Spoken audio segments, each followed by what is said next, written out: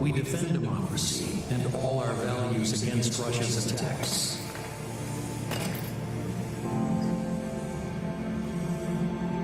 We rebuild our houses and cities.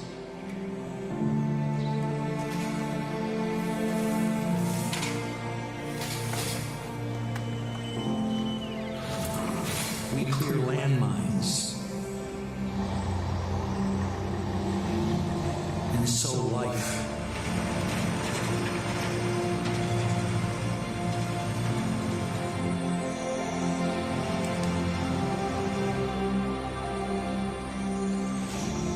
We bring light back into every house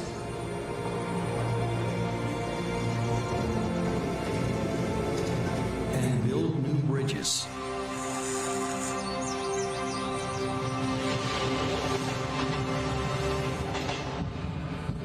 In spite of everything, we love and dream. We fight, we transform, and work for Ukraine. We are rebuilding better and greener, using the best of Ukrainian and global innovation. And every day, we look to our future with pride and confidence. United in defense, united in recovery. We build Ukraine.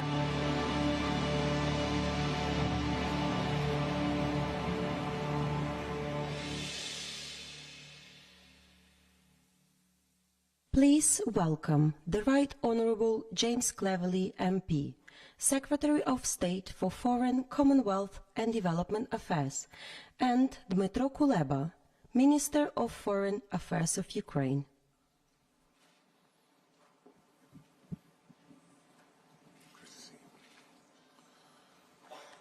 Ladies and gentlemen, welcome. There are over 1,000 public and private sector decision makers here, governments representing 61 states, 33 international organizations, over 400 businesses and 130 civil society organizations. After nearly 18 months of Ukraine withstanding Russian full-scale invasion, the international community is coming together today with a shared belief and confidence in Ukraine's future. Russia's full-scale invasion has caused untold suffering, but Ukraine is rebuilding now. Recovery offers an opportunity not only to repair what was lost, but to stride forward and to rebuild an economy that is more modern, more open, greener and more resilient. When I visited Kyiv recently, I could see the construction equipment, the JCBs, already visible everywhere. This URC is about unlocking Ukraine's potential, supporting Ukraine's immediate recovery needs and unlocking a private sector-led recovery. After the sacrifices and suffering of the war, Ukrainians are planning for a better future. Of the world, that country, the one that they rebuild, should be stronger than ever, integrated into global markets and self-reliant. So, ladies and gentlemen, please join me in welcoming to the stage my Prime Minister, Rishi Sunak. Thank you.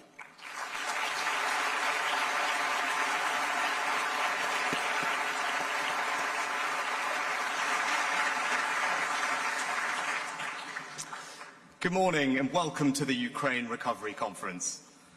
Now, before this terrible war, Ukraine's economy was becoming a huge investment opportunity. It was the breadbasket of Europe, exporting millions of tons of food and grain each month.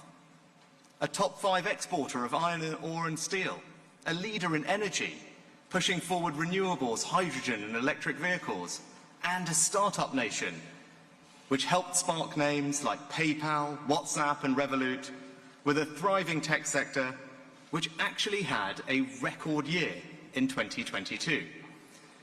Because the truth is, that opportunity is still there today.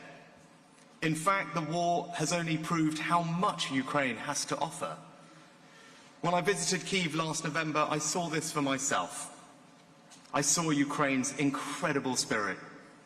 A spirit, yes, of strength and defiance, but also of ingenuity and innovation. In a converted office block, I met tech experts, civilian and military, who were working together to find new ways to bolster the country's defences. They were networking mobile phones so that people across Ukraine could download an app which would allow their phone to pick up the sound of the Shahed drones and feed back the location so that Ukrainian air defense could track them and shoot them down. During the winter, Russia tried to destroy Ukraine's energy grid. By February, over 40% of power generation was down. But now, because of that incredible ingenuity and defiance, Ukraine has got the grid back online, and they're even able to start exporting electricity back to Europe.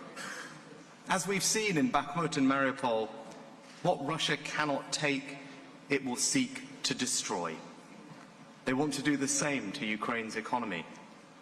And the scale of the challenge is real. The war brought a 29% fall in Ukraine's GDP last year. But just look at the streets of Kyiv. Despite the threat of attack, people are getting on with their lives and getting on with business. President Zelensky's government is determined to drive reforms to become more open, more transparent, and ready for investment.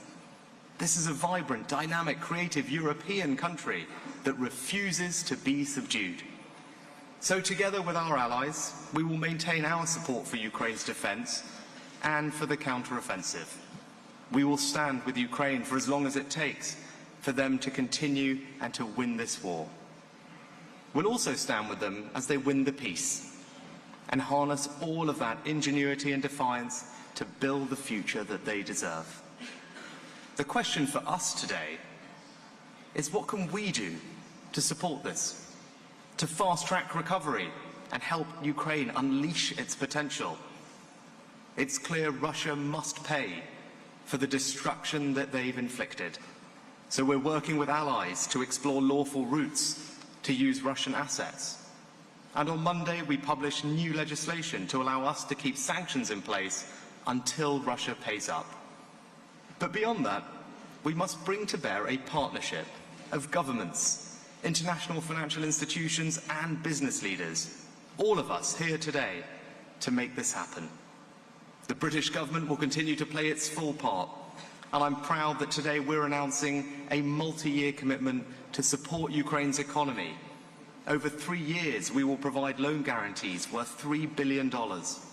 We're also launching a new UK-Ukraine tech bridge to foster investment and talent, along with support for green energy and more, all part of a vast collective effort from allies and partners around the world, including significant new support from the EU, which is also being announced this week. Financial institutions are playing their part. The IMF is putting $15 billion into Ukraine over the next 4 years as part of a $115 billion commitment by the G7 and its partners. And institutions like the EBRD are providing seed capital to support private sector-led growth. Because above all, we must build a platform for business. Only they can truly crowd in the innovation and investment that Ukraine needs. And that's why we're launching the Ukraine Business Compact, for the private sector to pledge their support for Ukraine's recovery and reconstruction. And I am delighted to announce today that over 400 businesses from 38 countries with a combined market cap of $4.9 trillion have now signed up. Now, the City of London has a huge amount to offer in their deep and liquid capital markets and world-class finance expertise. So there is no better place to announce today the new London Conference Framework for War Risk Insurance. This is a huge step forward towards helping insurers to underwrite investments into Ukraine, removing one of the biggest barriers and giving investors the confidence they need to act. With this and everything that we do here, we are sending a message that our support on the battlefield and beyond cannot be outlasted, and that Ukraine's incredible spirit will prevail. Now, in a moment, I'll hand over to my friend, President Zelensky. But first, I'd just like to share something that I heard recently. It's about a Ukrainian soldier fighting to defend Bakhmut. He was stationed in an empty house, not far from the front line, surrounded by the destruction of war. When he could snatch a moment of free time, he used it to plant seeds. He was trying to create a plot of vegetables, hoping that by the time the homeowners returned, they would have begun to grow. What a profound expression of hope. And you know, from that house to this hall, we're doing the same thing. We're planting the seeds of Ukraine's future. Today, we can water them, and in time, the Ukrainian people will harvest them. And now, it is my great pleasure to introduce President Zelensky. Vladimir, you have the floor.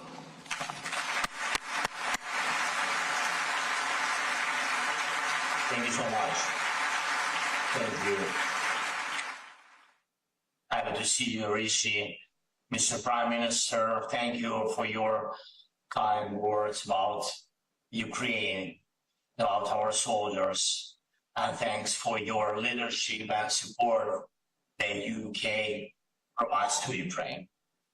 Thank you that we are really united in defending freedom. Dear leaders of politics, business, and public opinion, dear presidents, prime ministers, ministers, secretaries, CEOs, and heads of international organizations, and of course, dear journalists. When we are talking about recovery, we are talking about millions of jobs, billions in corporate profits and trillions of GDPs, and not only for Ukraine, but for all our countries, mine and yours, countries that want and will live freely despite any predatory ambitions of various Putins whose brains are poisoned by dreams of war. Growth is always based on values, just as strong investments are preceded by trust, so that growth that we are preparing must be preceded by confidence that what has been rebuilt will not fall. And it's not about bricks, but about life in general. The world is abundant with ruins reminding us of the wars of the past. And politics in different regions, unfortunately, is abundant with sick ideas of hatred and resentment, which point to possible wars in the future. And although no one has the power to cleanse the depths of human nature from the evil that sometimes rises to the surface and destroys and kills. But you and I, and right now, we are able to protect life and overcome the ruins after the Russian aggression in such a way as to block the path for evil, meaning for any new aggressions. The eyes of the world are looking at us and at whether we will defeat Russian aggression exactly as freedom deserves to win, that is without compromising our values. Also, the world is watching to see if we will restore normal life in such a way that our transformation will land an ideological defeat on the aggressor. We protect Ukraine, and thus we protect freedom. And when we build Ukraine, we'll build freedom. Country, region, continent, world. It's a global task. And I want to thank you. And of course, I thank Switzerland, Germany, France, Italy, every country where we have agreed on key principles for recovery. at this conference, we must move from vision to agreements and from agreements to real projects. There is a Ukrainian delegation in London that will present concrete things that we propose to do together. In my term, I will outline 5 directions in which we have begun to create foundations for peace. The first is the potential of unity. The second is the potential of stability. The third is growth, is security potential. And the fifth, extremely important, is the potential of democracy. So, the first point, we are strengthening unity. Ukraine has already succeeded in making the EU as united as it has never been before. This is truly a unity of values, which is reflected in many political, economic, sanctions and humanitarian decisions. Ukraine has activated all the power of solidarity for which the EU was conceived. And Ukraine is also activating the moral force of NATO. This is important for all of us. What does the world see now? Does it recognize NATO's moral leadership in protecting peace? This is only possible with Ukraine in the alliance. Just as Ukraine already belongs to the value space of the EU, we already belong to the NATO security space, de facto. Just as Ukraine is already part of the EU's common market and on its way to full membership, we are already defending the common space of freedom in the alliance and are only waiting for the courage of the alliance leaders to recognize this reality politically. Thanks to the same values, we are developing strong bilateral alliances with such leaders of the democratic world and the United Kingdom, the USA, Canada, Japan, Australia, all the EU members, and this gives us new power in defense, economy, and global prospects for democracy. We build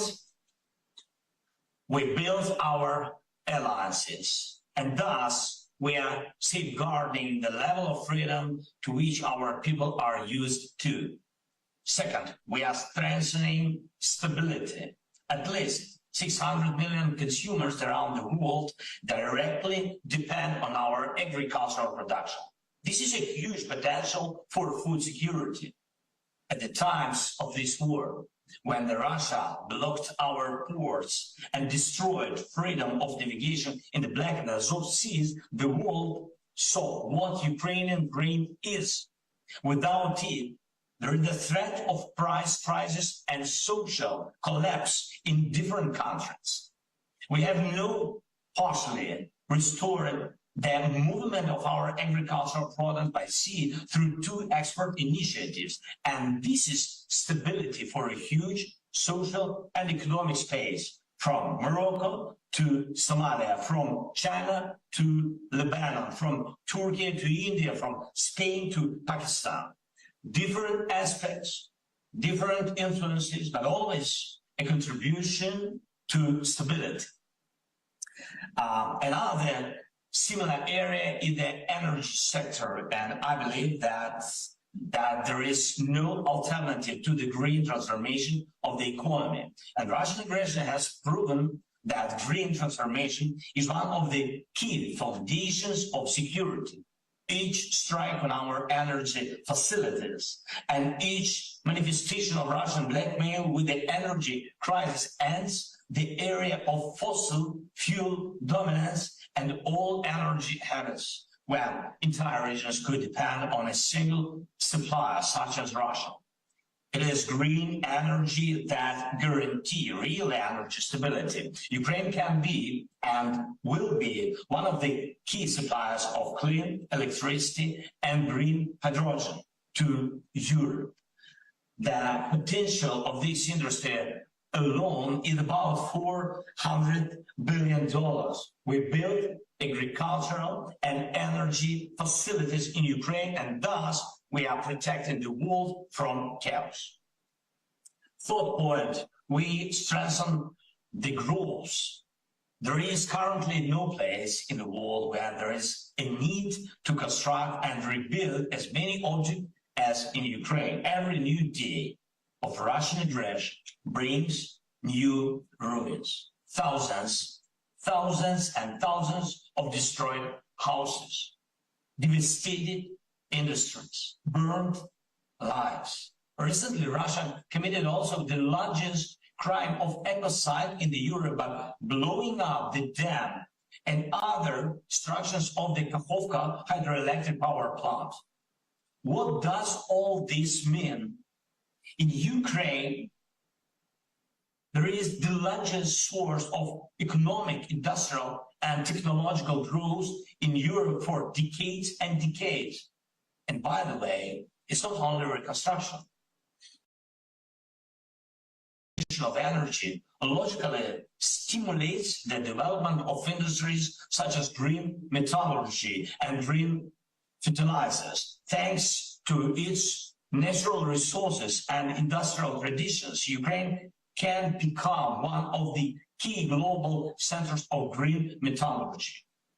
In addition, we have significant resource of critical resources for the modern economy, such as lithium. So by building with Ukraine and in Ukraine, we fend off our countries and our countries' companies from recessions.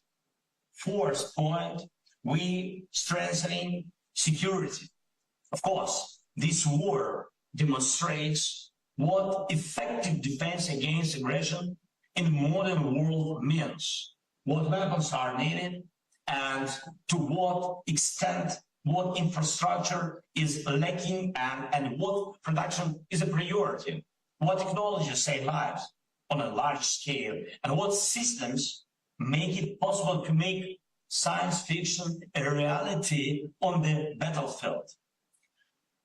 From the production of combat drones to conventional artillery, from a near shield that covers an entire country or even a region to shelters in every school, from infrastructure that is built so that it cannot be destroyed by the Iranian Shaheeds, to cyberspace that remains resilient even in the face of constant cyber attacks. We are doing all this in Ukraine, and we need the experience of our partners in all of this. We build security together, and thus we convince the world that democracies cannot be defeated. And finally, the fifth point, democracy. Russia invaded Ukraine not only to steal our land, resources, and people. It's obvious that without Ukraine, there can be no Russian empire. And it is equally obvious that Russian bosses are very, very afraid of our democracy. Yes, why? Because democracy paves the way for the rule of law, getting rid of corruption, and to the key principle of our countries: every person matters. It's very important. And of course, democracy is in the nature of Ukrainians, and we will strengthen it anyway, no matter what they think or do in Russia. But we all have to realize that the more democracy we have, the greater is strengthened in our entire region. The more rule of law we have, the more law will work here on the eastern flank of Europe.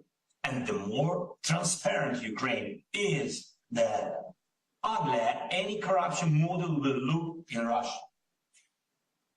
Even Russia's full-scale aggression has not stopped our internal reforms. Ukraine will be associated with a fair court, just as it is now associated with courage, step by step. Yes, step by step, we will get there. Thanks to digital transformation, we will show the world how the state can function effectively without any contact between an official and a citizen or a company. All public services can and will be transferred online, from business registration or social assistance to any other public service. And we are already exporting our digitalization to other regions, other countries. We have started such cooperation with Estonia, and we'll continue with Colombia and Zambia. And I'm sure that this is just the beginning. Please be sure to ask our team, our government officials, for more details about this. And this is truly an example of social progress through technology.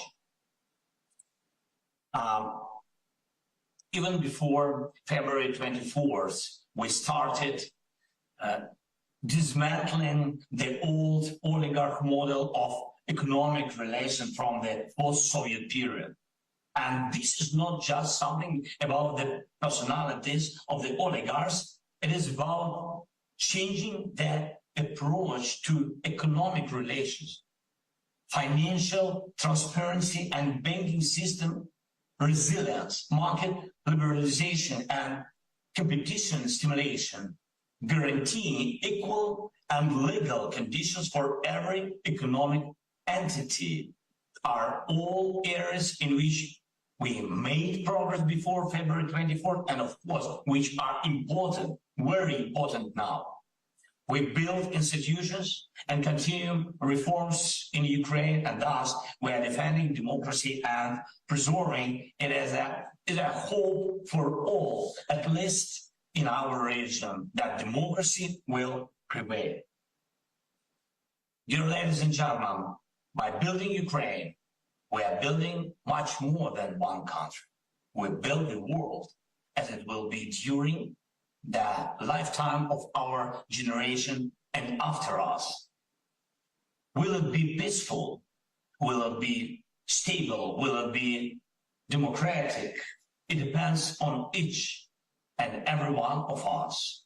And I invite all of you to Ukraine. And by the way, Prime Minister Rishi, we have not seen each other in Kyiv for quite a while. So thank you for your attention.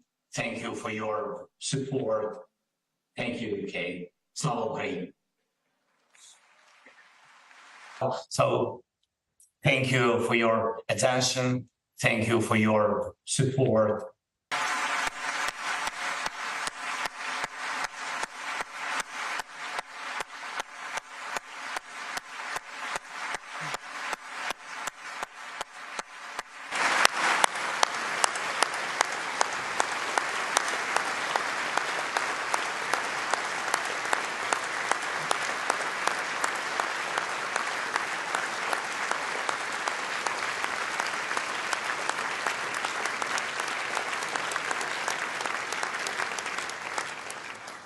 Thank you, Vladimir, not least for providing options for my summer holiday in a couple of months. But I know I speak for everyone here when I say we are with you.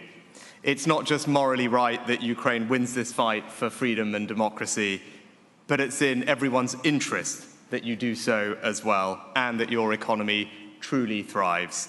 And we are going to help make that a reality. So thank you again. Thank you to everyone who's here today for your support.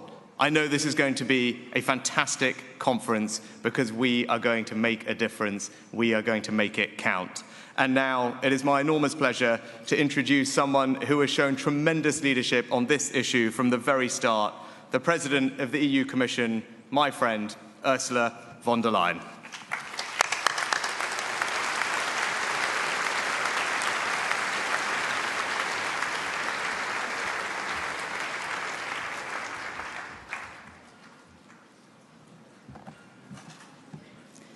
Thank you very much, Prime Minister Sunak, dear Rishi, Presidents, Prime Ministers, Ministers, Excellencies, ladies and gentlemen.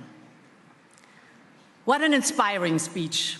And indeed, such an inspiring speech and hope-raising speech against the backdrop that every day we see the devastation brought by Russia to Ukraine. The people of Ukraine are enduring every horror from every direction. From the sky, fire rains. From the ground, they watch their towns sink underwater. Russia fires missiles at innocent civilians for no other reason than one man's delusional attempt to restore a lost empire. But every day we see also something else. And that is what I witnessed firsthand when I last visited the country just over a month ago. I saw a country that does everything possible to rise from the ashes of the war. Every day Ukrainians show us what they are fighting for and what they are dying for. They show it on the battlefield. They show it on their streets. They show it in the classrooms. They are fighting for their future, for Ukraine free from Russian invaders, for Ukraine that decides its own destiny, for Ukraine rebuilt and revitalized. In just over a year, Ukrainians have cleared rubble from 2,000 kilometers of roads, rebuilt over 40 bridges, renewed 900 train stations and depots. And all of this while fighting a war for their own survival. But Ukrainians are not just restoring what used to be. They show us how they are already reshaping their country. Ukrainians are reimagining their future amidst all the loss, the pain, and the suffering. Let me tell you about Irpin School number 17. Shrapnel damaged the school's roof, destroyed its walls, broke all its windows, and destroyed the heating system. And so when children came back to their lessons, they did so in unimaginable cold, until a local NGO stepped in with a simple and creative solution. They installed solar panels on the roof so children could learn in warmth. This small but meaningful use of clean energy to revitalize everyday life is just one example of how Ukraine is not just rebuilding, but reimagining itself. Ukraine has stunned us with their bravery. They have inspired us with their ingenuity. And they have awed us with the way they are transforming their country in pursuit of their dream. And dear friends, it is this dream of a cleaner, greener, more modern Ukraine that will be the lasting legacy of this atrocious war. And it is our responsibility to make it happen. Because Ukrainians are fighting not just for their sovereignty, but we've just heard it also for us, for our values, for our freedom, for our democracies. We can never match their sacrifice, but we can, and we do all stand united, coordinated, and resolute that Ukraine must win, will win, and has our support. Not just for as long as it takes to secure peace, but for a country they are imagining, a country that attracts foreign investment, a country that is master of its future, a country that is a member of the European Union.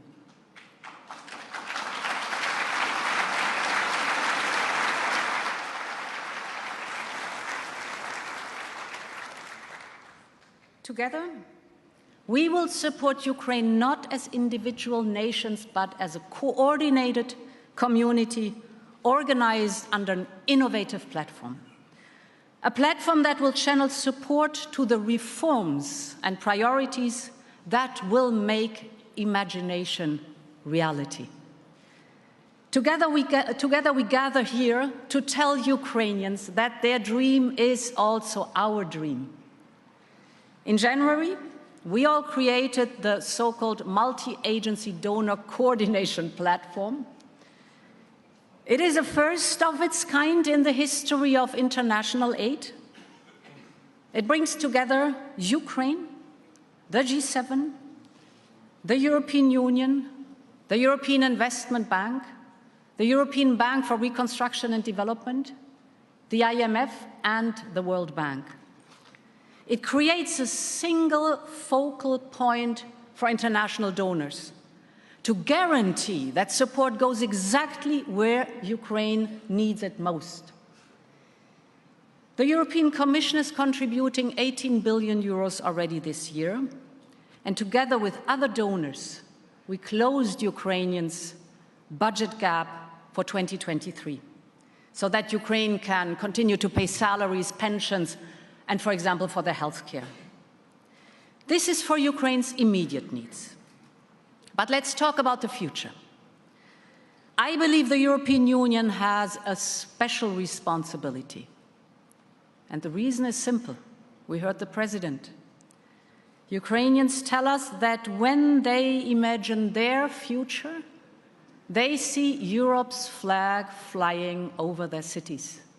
And I have no doubt that Ukraine will be part of our union.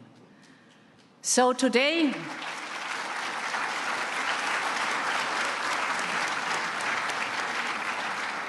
I want to announce two new steps. The first is about Ukraine's reforms and its path towards EU membership. Despite the war, Ukraine has accelerated its reform agenda with impressive speed and resolve. We in the European Union want to match efforts and dedication. And this is why today the European Commission presents a new oral update on the progress Ukraine made, on judicial reform, on anti-corruption, on new laws for media freedom and international minorities, for example. With these reforms, Ukraine also sends a powerful message to private investors. They will get the transparency, the fairness, and the functioning institutions they need to invest in Ukraine. And this is especially important because we need the private sector to step into. Because it is you, the private sector, with your invaluable expertise and your financial firepower that will help Ukraine realize its dreams. You're here today at this conference, and we really need you, and we know we can rely on you.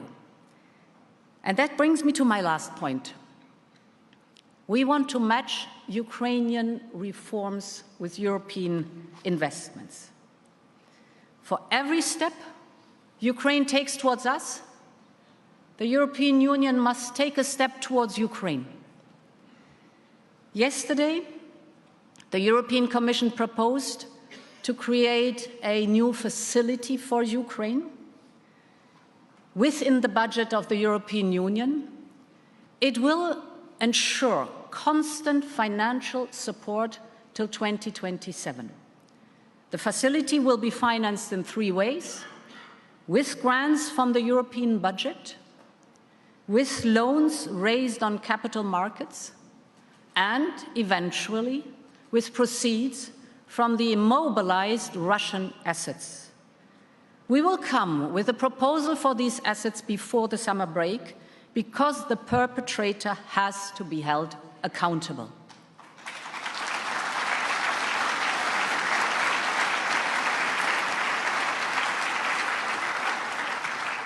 Now, what are the estimated needs? Until 2027, Ukraine's remaining fiscal gap is about 60 billion euros. The needs for fast recovery on top are about 50 billion euros. That makes in total 110 billion euros until 2027 that are not covered. Therefore, yesterday I proposed to EU member states to cover 45% of this gap. This is in total 50 billion euros for Ukraine.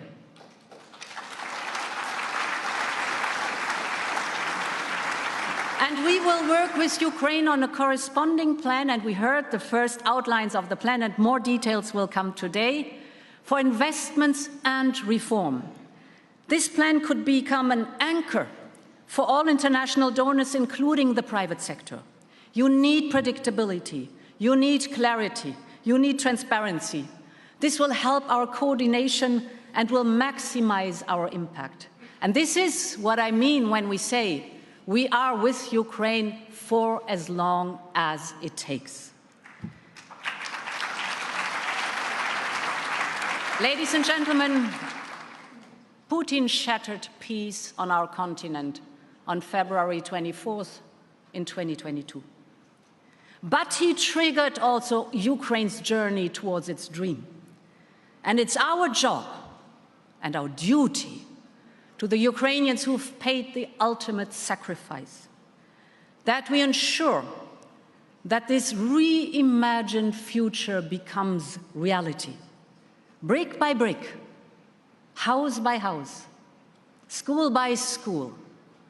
Together we are by Ukraine's side for the long haul. Slava Ukraine.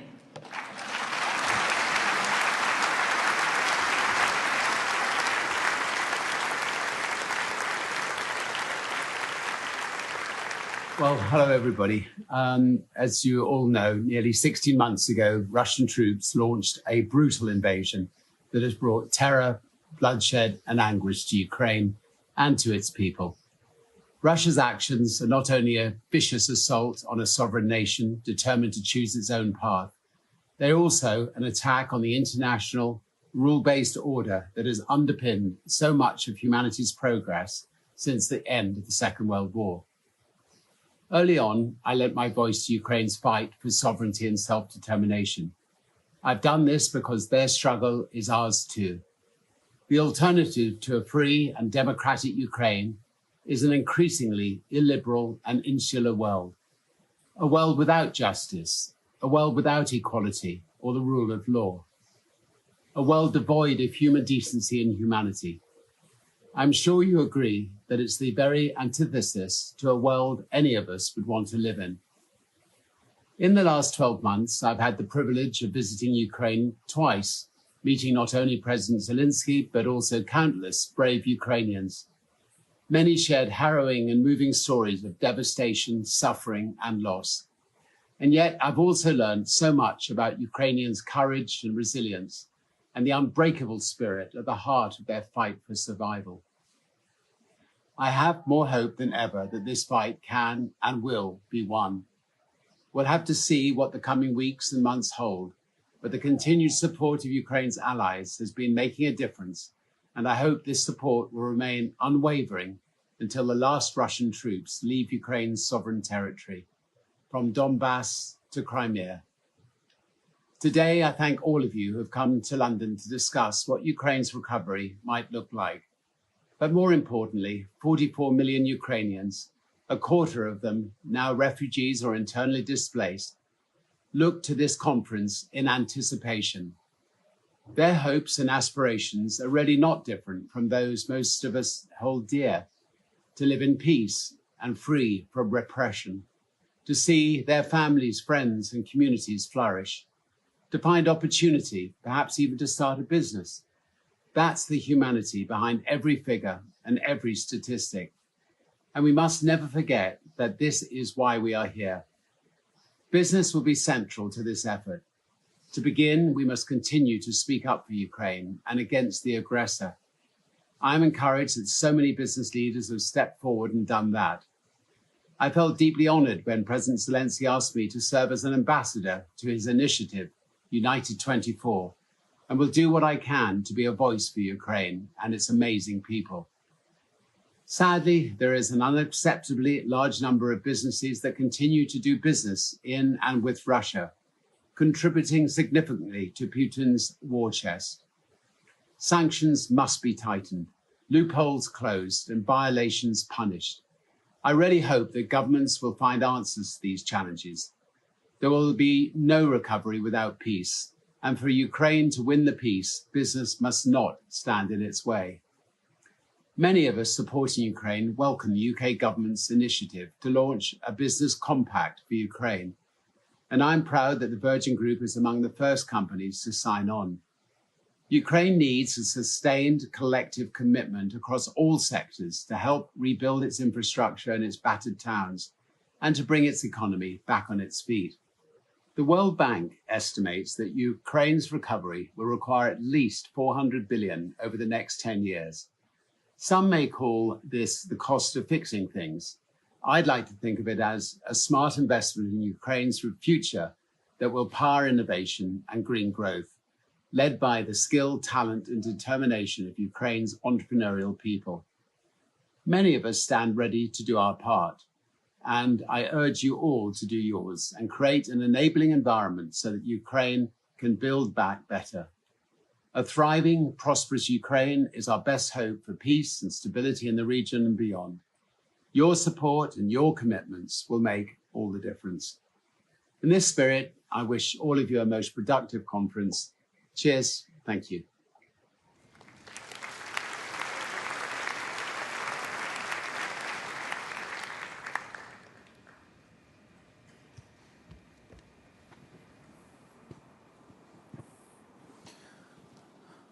I think if he did raise a glass of whiskey, it would be even a stronger message. But Richard is a good friend of Ukraine. He has been to Kyiv many times.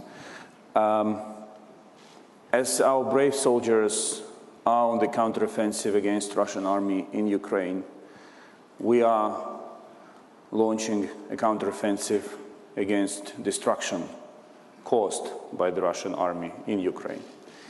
And I would like to thank all of you for gathering here. We're not starting from scratch. As President Zelensky said, time has come to move from visions to agreements. And this is why we attach great importance specifically to this event in London.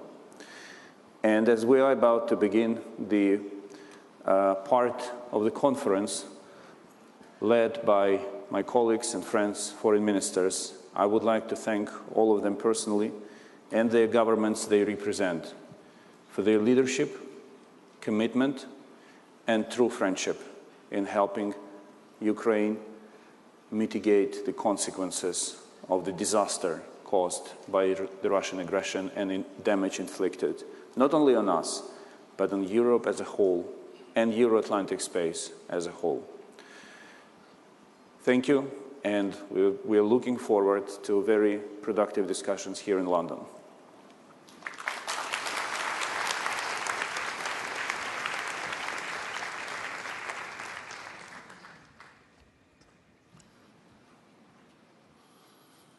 Thanks to my good friend Dmytro. And now could I invite my fellow foreign ministers to the stage? Antony Blinken, the US Secretary of State, Ala Karis, the President of Estonia, Krišjānis Kariņš, the Prime Minister of Latvia, Antonio Tajani, Foreign Minister and Deputy Prime Minister of Italy, Annalena Baerbock, Federal Minister of Foreign Affairs of Germany, Yoshimasa Hayashi, the Foreign Minister of Japan, Catherine Colonna, Foreign Minister of France, Zbigniew Rau, Foreign Minister of Poland, and Harjit Sajjan, Minister for International Development of Canada.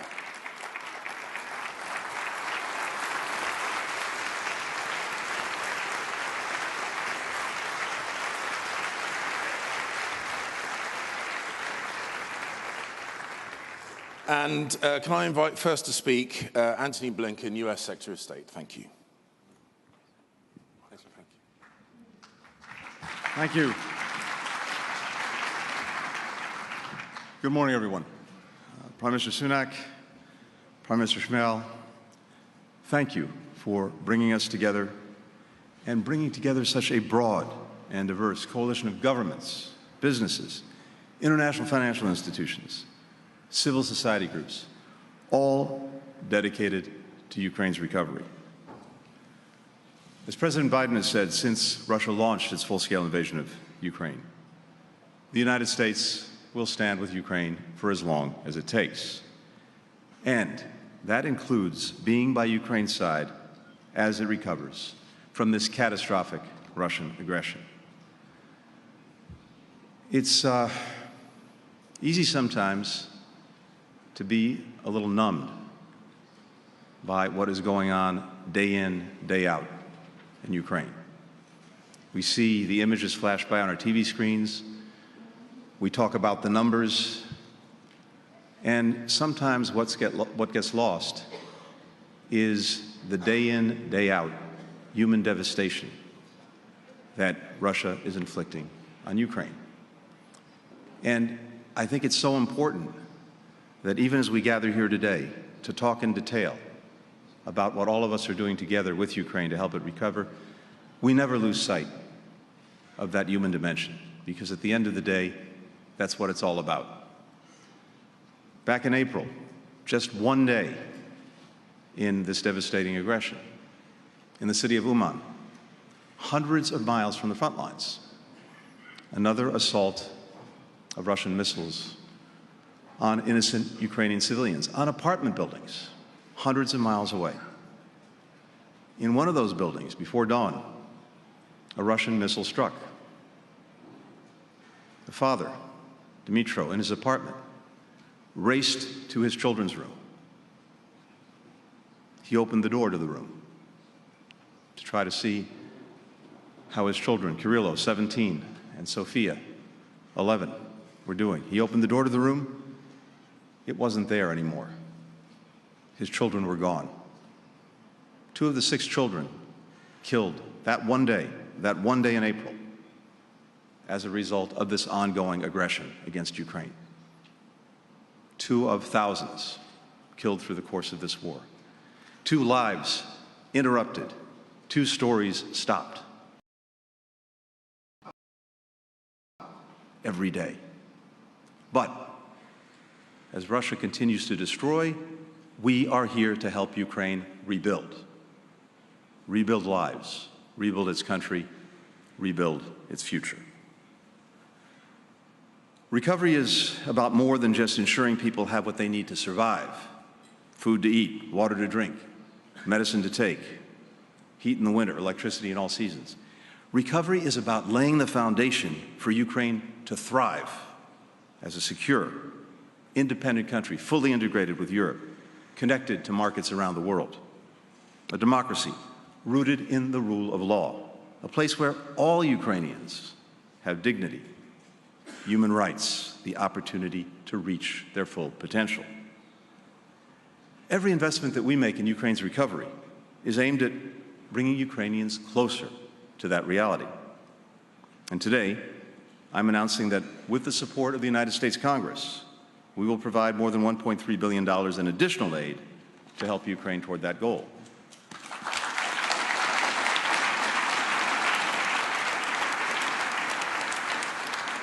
We're going to invest over $520 million to help Ukraine overhaul its energy grid, more than half of which, as you've heard, has been destroyed by Russia. And in so doing, make it cleaner, make it more resilient, make it more integrated with Europe. And we'll support Ukraine's energy market reforms to combat monopolies and to spur more private investment, which will enable Ukraine one day to become a major energy exporter. This support will complement the work that's already being done by the G7 Plus Coordination Group, which we launched last October and have co-led ever since, first with Germany, now with Japan. That group has grown to include 18 countries and several multilateral institutions. Together, we've allocated billions of dollars to help repair and rebuild Ukraine's energy sector. We've sent more than 5 million power generators to Ukraine, transformers, cables, pipes, circuit breakers, other pieces of energy equipment. The United States will also provide $657 million to help modernize Ukraine's border crossings, its rail lines, its ports, other critical infrastructure that connect the country with Europe. allowing it to exchange more goods, buy more pathways, more and more efficiently. We'll direct an additional $100 million toward digitizing Ukraine's customs and other systems to boost speed and to cut corruption.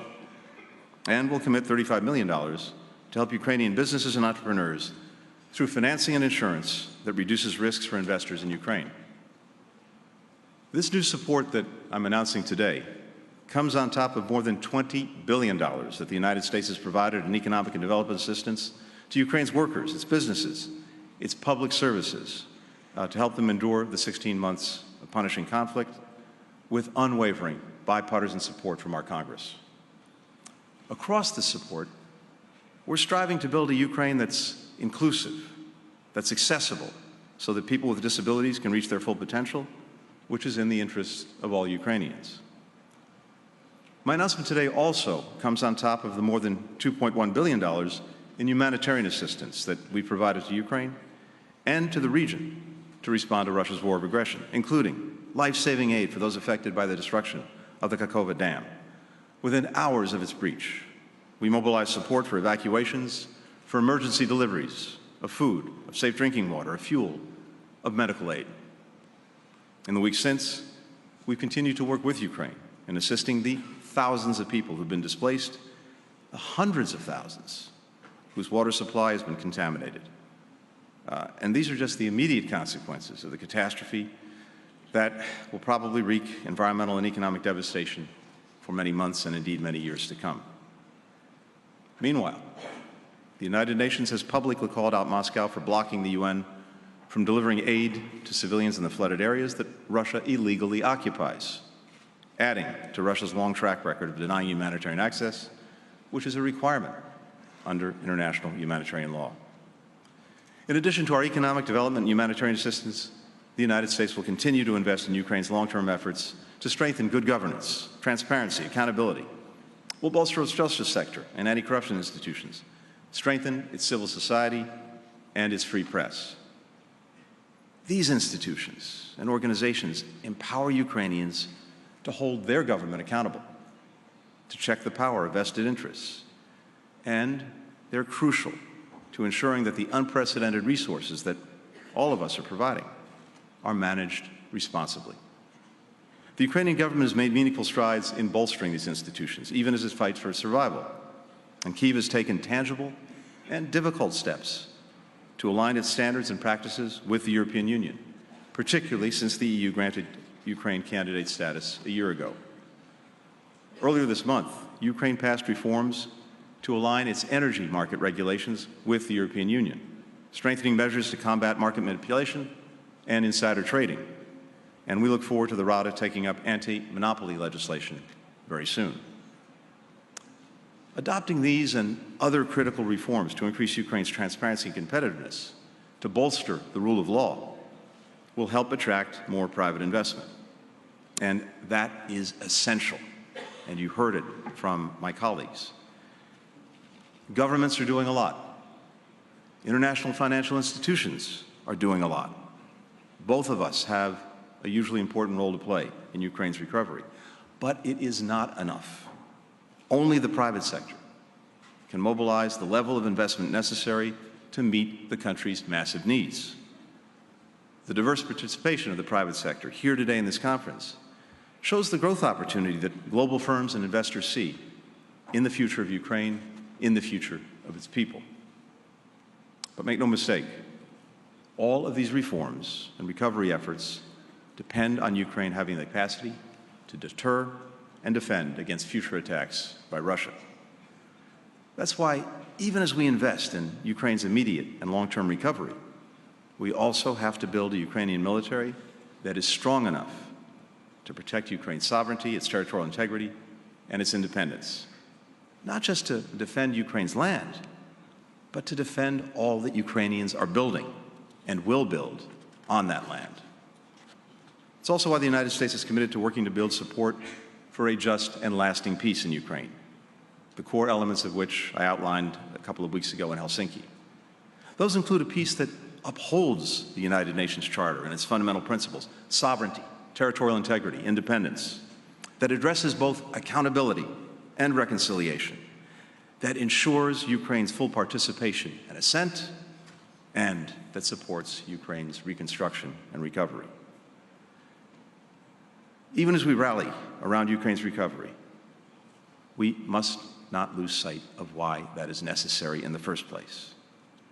Indeed, even as we come together here in London, committed to supporting Ukraine's build-up, Russia continues to try to burn it down. So, let's be clear. Russia is causing Ukraine's destruction, and Russia will eventually bear the cost of Ukraine's reconstruction.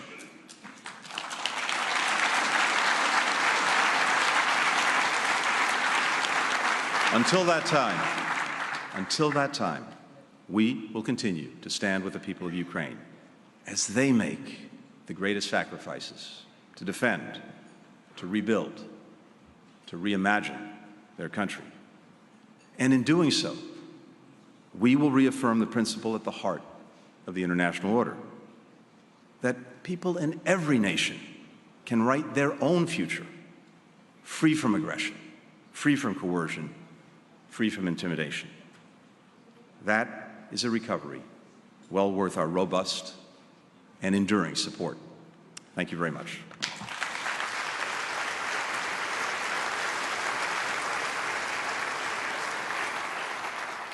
Ladies and gentlemen, Alar Karis, the President of Estonia. Thank you.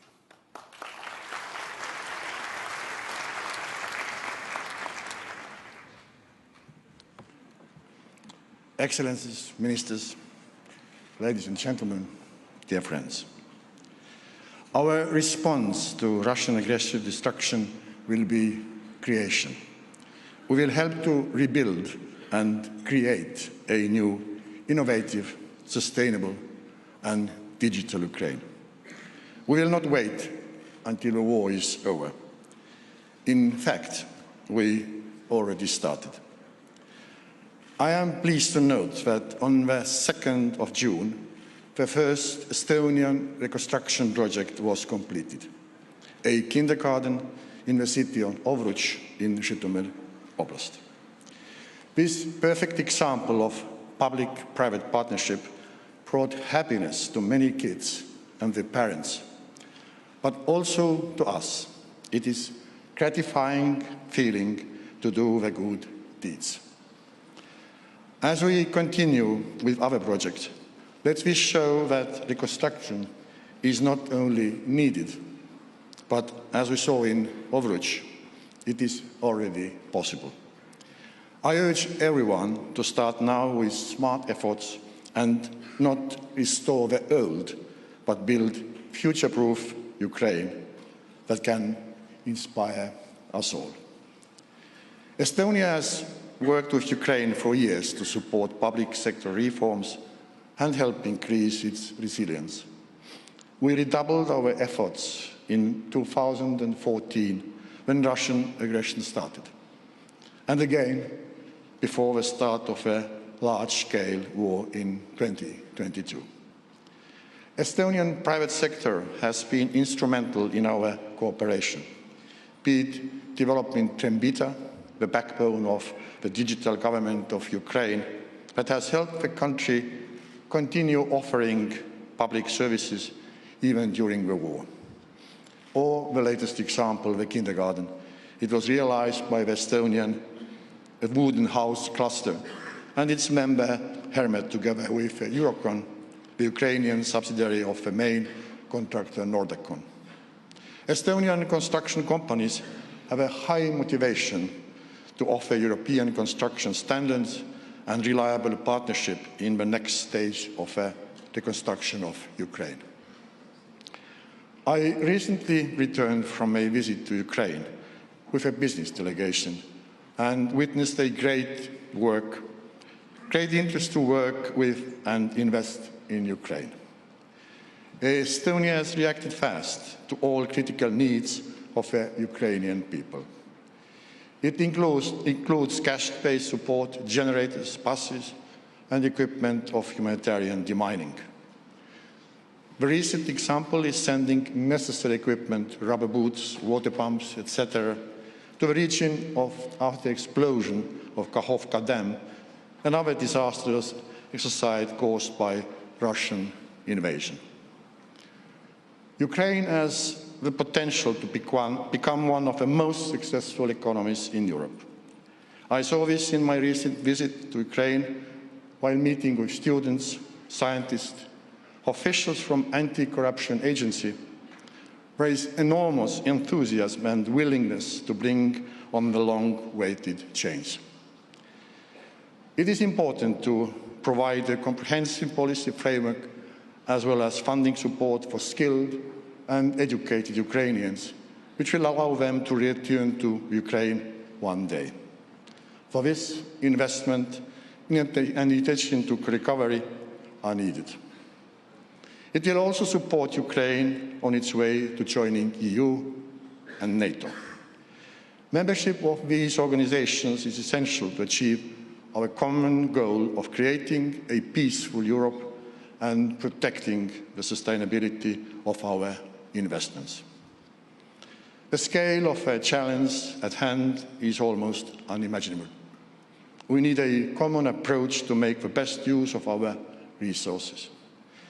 This can be done by involving all partners, big and small, public and private, and leveraging the long-term experience from the region. Ladies and gentlemen, our companies continue to operate in Ukraine. Some never stopped the production and kept all personnel employed.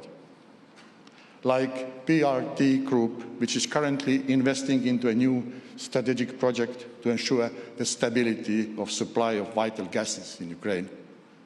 I would also like to mention Nortal, the Estonian company bought Ukrainian IT company Scalia just a few months after the war started and employs today 350 Ukrainian employees in its offices in Kiev and Lviv. According to Nortal, the decision was made in Ukraine's favor because of a qualified workforce and high level of digitalization. Ukrainian IT sector has shown great growth even during the war.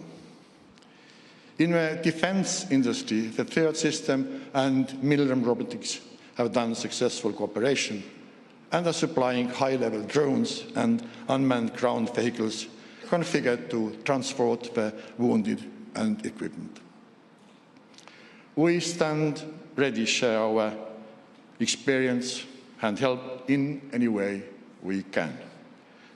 And we remain committed to our proposal to organize Ukraine Reconstruction Conference. Thank you very much. Slava Ukraini.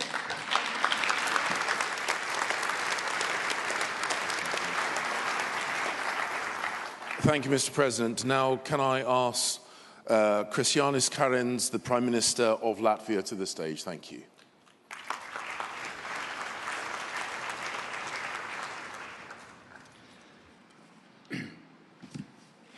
Excellencies, ladies, gentlemen, friends, I'll just try to say a few words. So many good speeches, I can only agree with everything. Flashback to the fall and winter of 21-22. The Latvian government starts getting briefings from the US government. Every morning I'm reading about new troop movements. Every week in the government meeting, now we're meeting in the special room that is good for such meetings, and we're trying to understand what exactly is going on, what could we expect. Now, Latvia has a history with Russia where we never had any illusions that things are going very well to our east. And we had every indication that things are actually going in an absolutely bad direction. So we took a decision at the late fall, early November, December, that we wanted to send weapons to Ukraine. It doesn't look good. It looks like a war really could erupt. We have had now Stinger missiles in our arsenal. Well, you don't just send these things around. You you coordinate with the US government. It took a little while. Our Stingers arrived in Ukraine just one day before the full-scale invasion, and thankfully they were part of the solution of keeping the Russians from taking the airport, which is part of their initial plan. Since that time, our government has spent over 1.3% of our GDP on all kinds of aid to Ukraine. Over 1% is military alone. So our Stinger missiles, all of our Stinger missiles are now in Ukraine. We had a fleet of helicopters. All of those helicopters, the last ones are still being repainted. We send them so that they're usable and look good as well, are going to Ukraine. We are training Ukrainian soldiers to the order of about 3,000 this year. Ammunition, drones, etc., is continually going and will continue to go in this way. On top of that, humanitarian aid, on top of that, financial aid. And on top of all of this, our civil society has been going head-to-head with the government who can donate more faster and more efficiently. So after the Kakhovka Dam was exploded, within 1 week we took 3 different government decisions on different aid packages coordinated with the Ukrainians. But at the same time, our civil society spontaneously, it's very well organized in Latvia, organizing all kinds of shipments of generators, boats, everything that is needed in flood-devastated areas to get them there, and they're already on the ground and working today. So as a nation, we understand the Ukrainians, because what are they fighting for? They're fighting for, well, many things, but you could boil it down to 3 values. Freedom, it's been mentioned. Democracy, it's been mentioned. And the rule of law. Now, all of us, we talk about these things all the time. We're all freedom fighters. But friends, the Ukrainians are freedom fighters. We are now freedom supporters.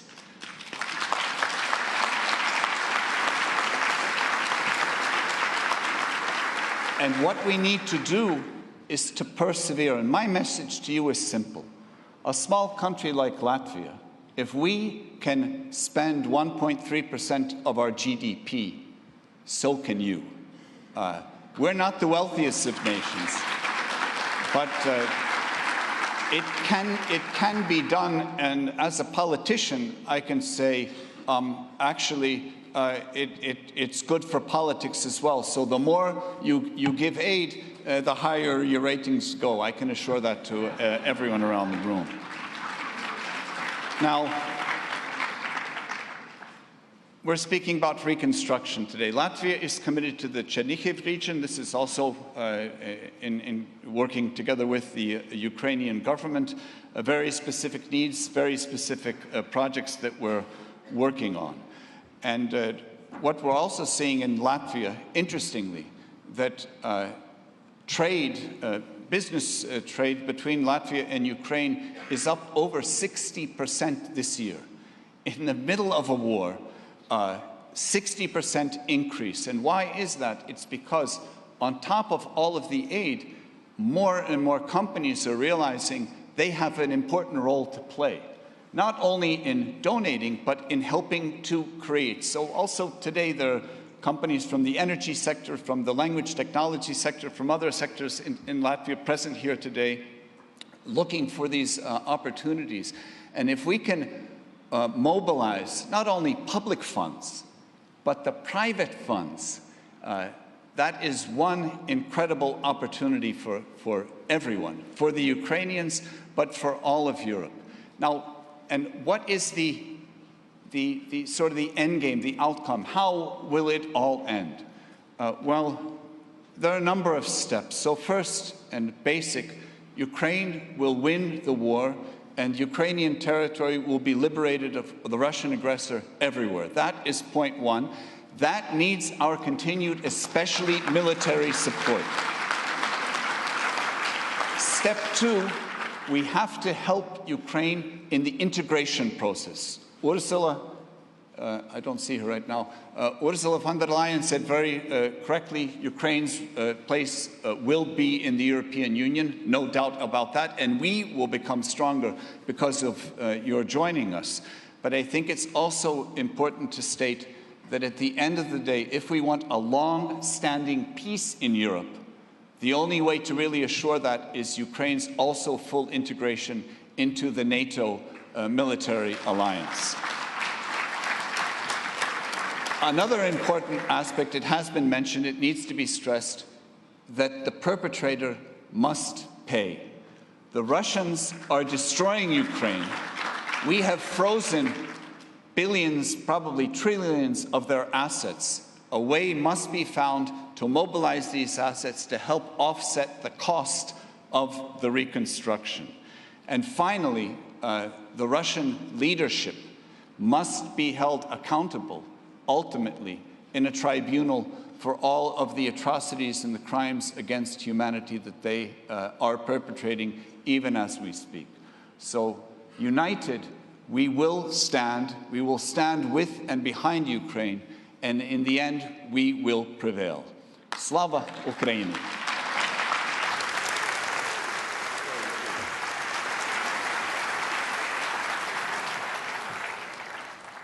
Ladies and gentlemen, please can I invite Antonio Tajani, Foreign Minister and Deputy Prime Minister of Italy. Thank you.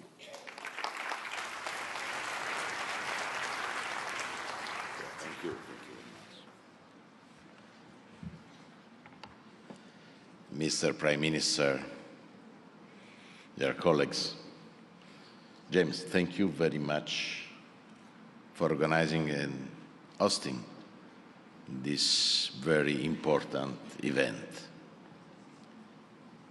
The Ukraine Recovery Conference is, first of all, a political meeting, because today we are sending a very clear political message to everybody, first of all, to Russia.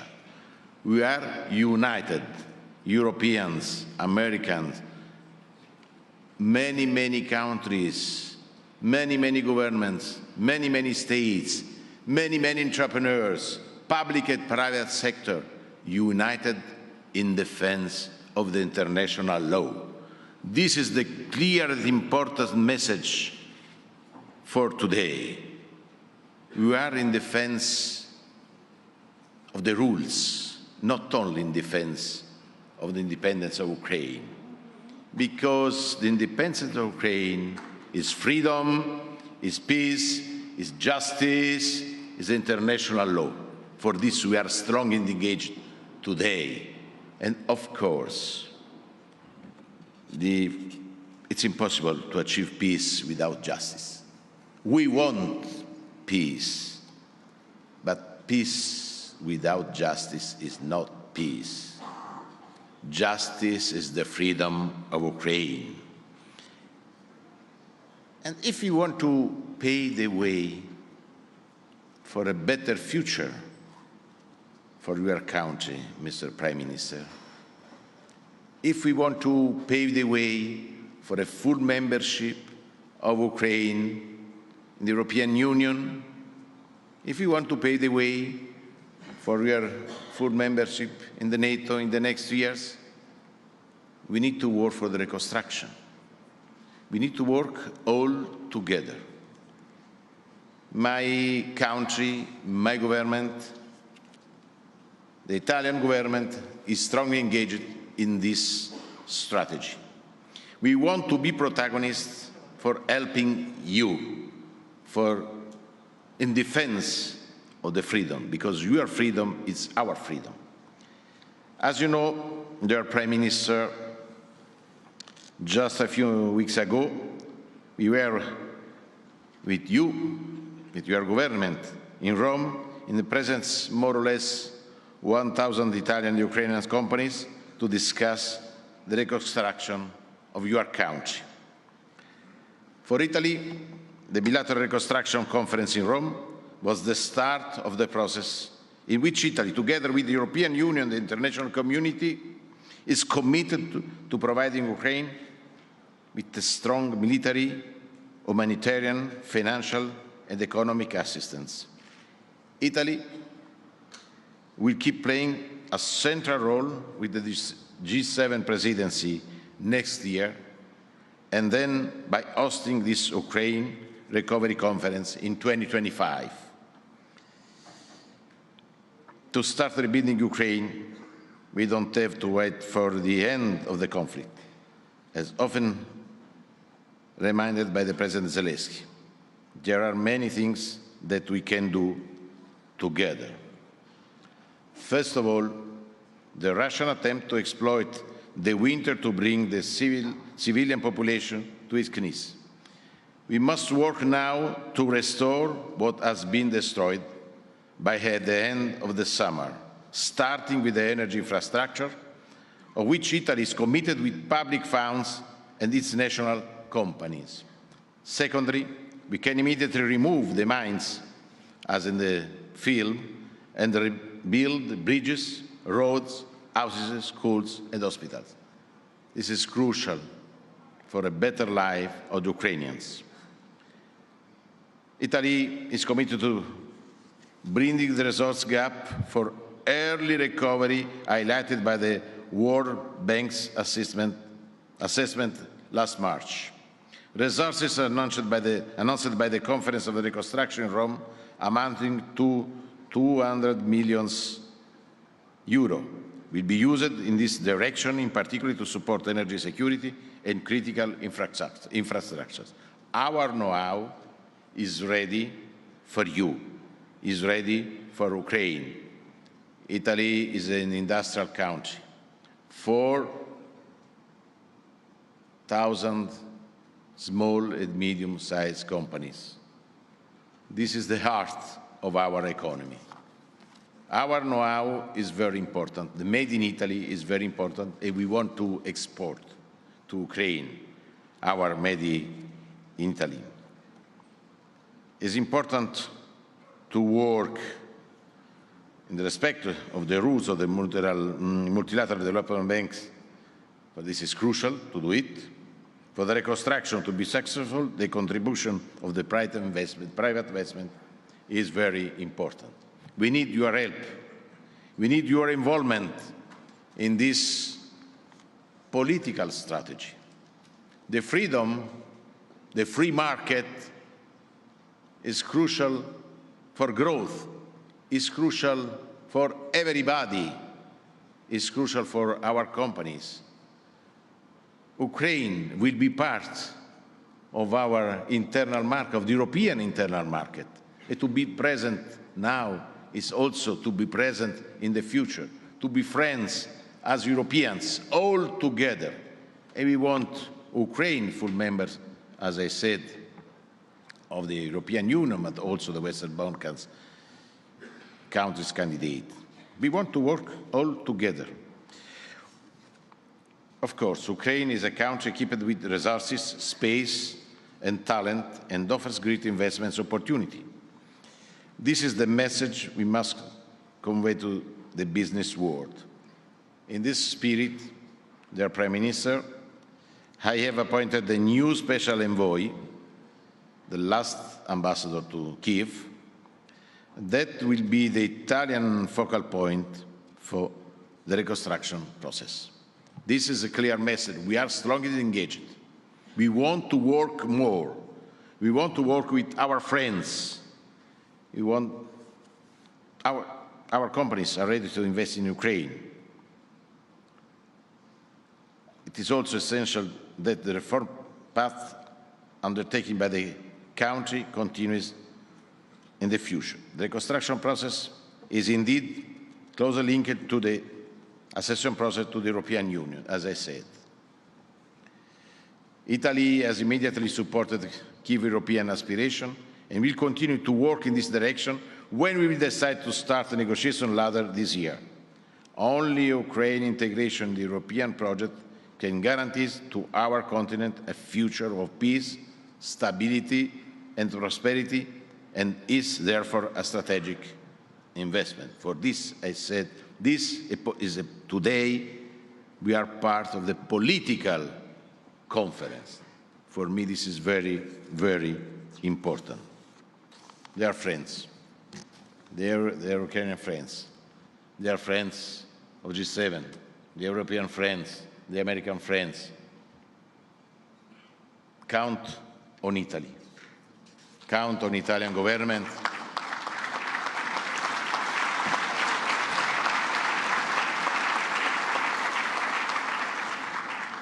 Prime Minister, we are close to you in defense of freedom, democracy, peace, international law.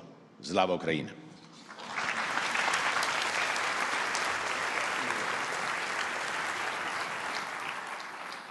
Thank you, Antonio. And can I now invite Annalena Baerbock, German Federal Minister for Foreign Affairs. Thank you.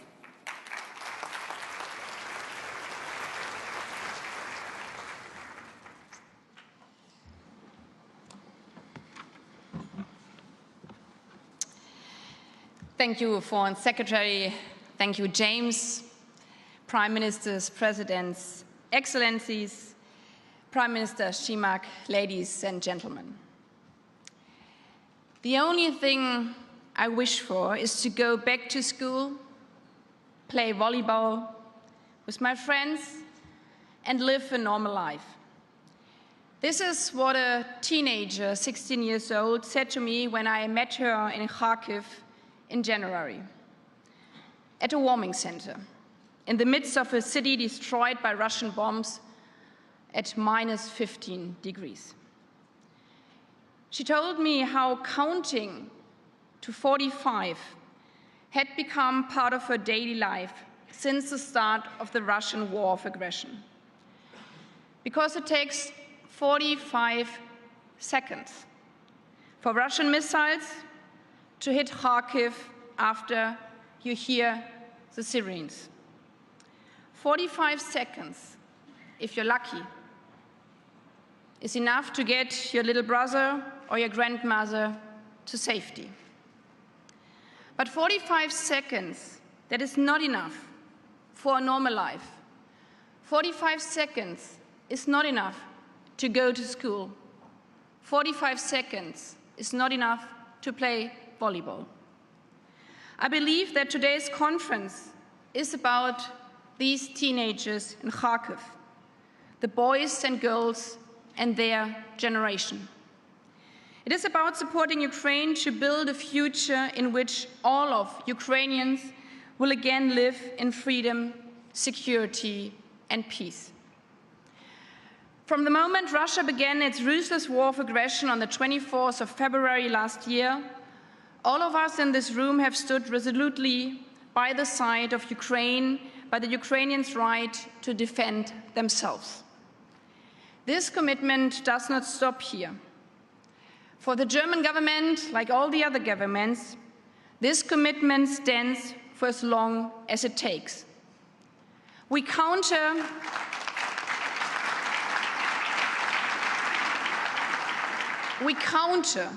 altogether Putin's destructive war of aggression with a rebuilding campaign, united in defense, united in rebuilding. We continue to support Ukraine financially, politically, with weapons. We want Ukraine to win this war, to win peace. That is why we have made clear that Ukraine belongs also to the European family. And the Commission President, Ursula von der Leyen, said this morning that the European Commission on Ukraine's reform effort shows that Ukraine is making commendable progress despite the war. And Ukraine will eventually become a member of the European Union. With our partners, we are also working towards greater political and practical cooperation between Ukraine and NATO. And my colleague, Minister for Development, Svenja Schulze, and I have come today here to underline that the German government is stepping up efforts for Ukraine's recovery. This recovery starts with humanitarian support. Germany will provide Ukraine with an additional €381 million for humanitarian assistance in 2023, for everything from generators to food and tents for those who have fled or lost their homes recently. We will continue our demining work, since there can be no peace in places where people live in constant fear of their children stepping on a mine while playing. This support comes on top to the total recovery assistance by the Foreign Office, the Ministry of Development, the Ministry of Economy, and many others in the German government. Because, yes, recovery is about money. It needs to be. Since the beginning of Russia's war, Germany has provided 16.8 billion euro in support relating to Russia's aggression against Ukraine, including military aid, and we applaud those countries connected to the GDP have done similar.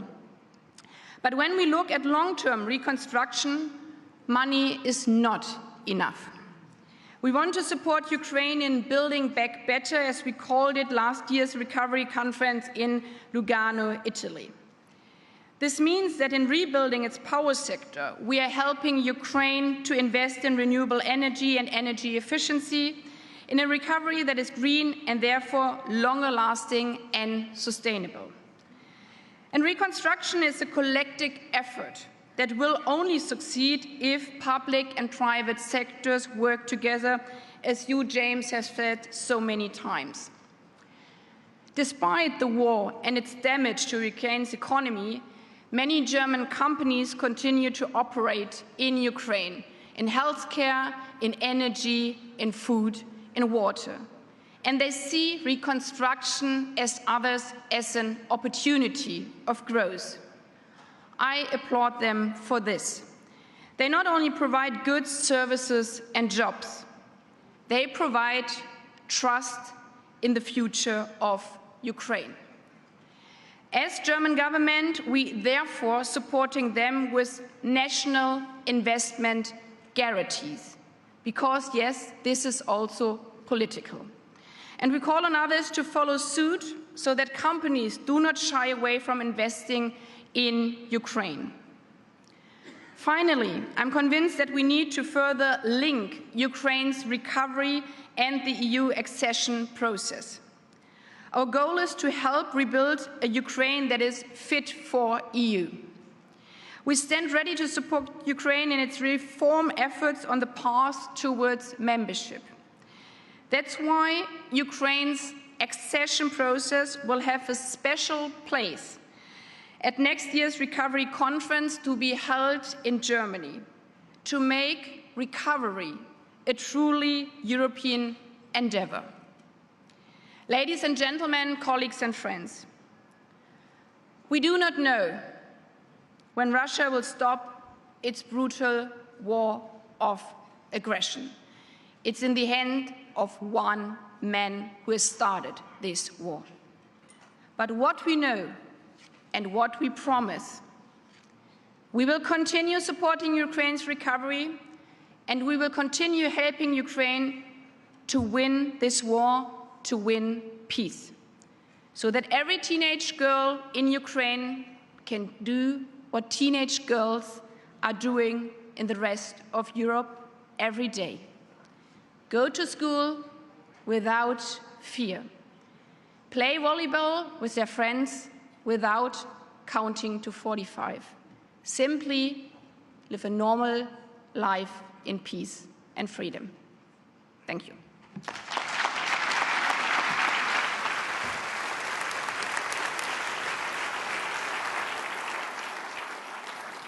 And now can I invite Yoshimasa Hayashi, Foreign Minister of Japan.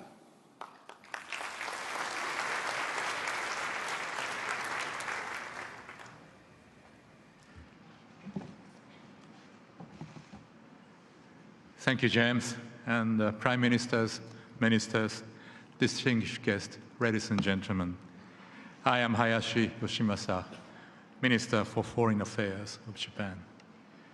I would like to express my respect for the efforts made by the governments of the UK and Ukraine, and with those involved in organizing this conference. I particularly commend the UK's leadership in organizing this conference.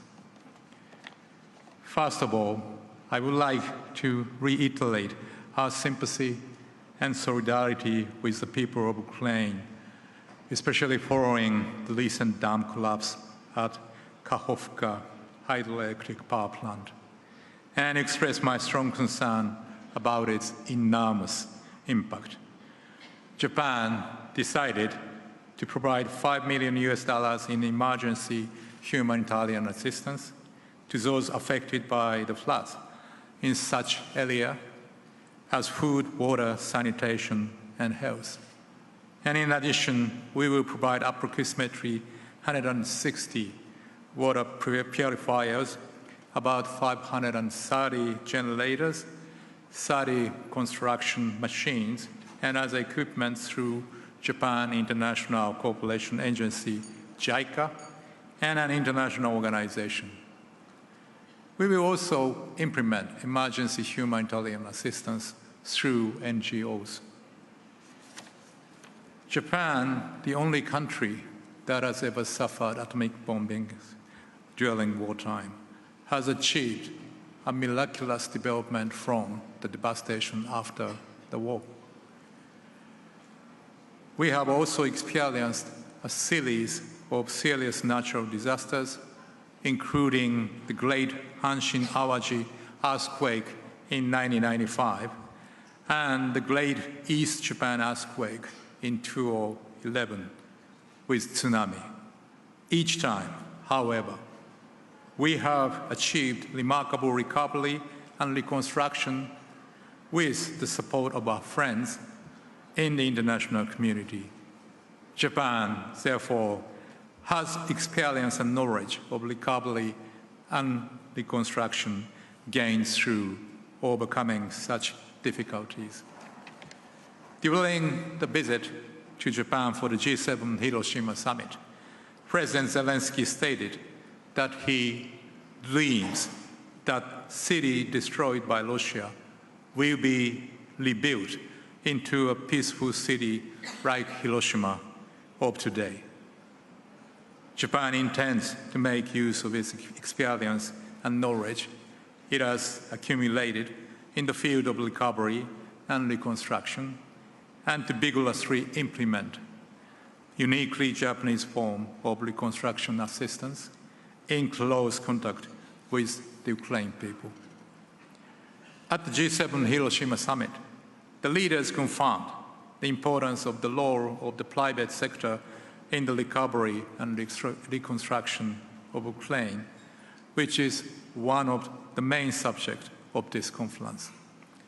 As the G7, we issued a joint statement and in which we welcomed the establishment of the Support for Ukraine's Reconstruction and Economy SURE Trust Fund in the Multilateral Investment Guarantee Agency, MIGA, as well as the launch of the Ukraine Investment Platform led by Japan's JBIC. Japan contributed $23 million to the SURE Trust Fund of the MIGA. As for the Ukrainian Investment Platform, we welcome that signing ceremony for its launch is taking place later today. And I'm convinced that based on the outcomes of the G7 Hiroshima summit, meaningful discussions will be made at this conference, and the leadership of the UK on necessary measures to promote the involvement of the private sector, including war risk insurance, with a view to stimulating the insurance market and implementation of reforms in Ukraine. In order to gain further involvement of the private sector, Japan has recently established the Council on Preparation for Promotion of Ukraine's Economic Reconstruction with the participation of all the relevant ministries and agencies. Furthermore, the Japan-Ukraine Conference for Promotion of Economic Reconstruction will be held at an appropriate timing from the end of this year to the beginning of next year.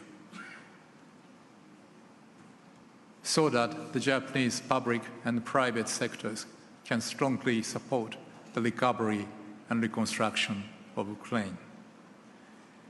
Japan has so far announced over $7.6 billion in support, including humanitarian assistance and winterization assistance to vulnerable people.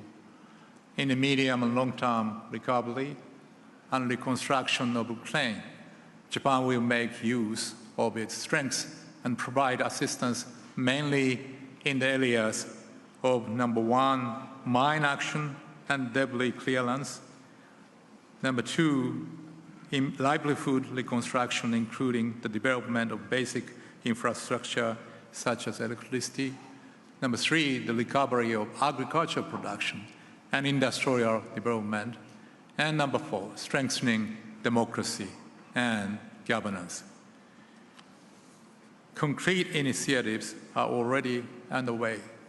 For example, with regard to mine action, in January this year, Japan conducted training for the personnel of the State Emergency Service of Ukraine to use mine detection equipment, which Japan is providing in cooperation with Cambodia, where Japan has long supported mine action. Japan also organized seminars on awareness-raising activities for local communities regarding mine risks. We will continue to provide mine-related assistance.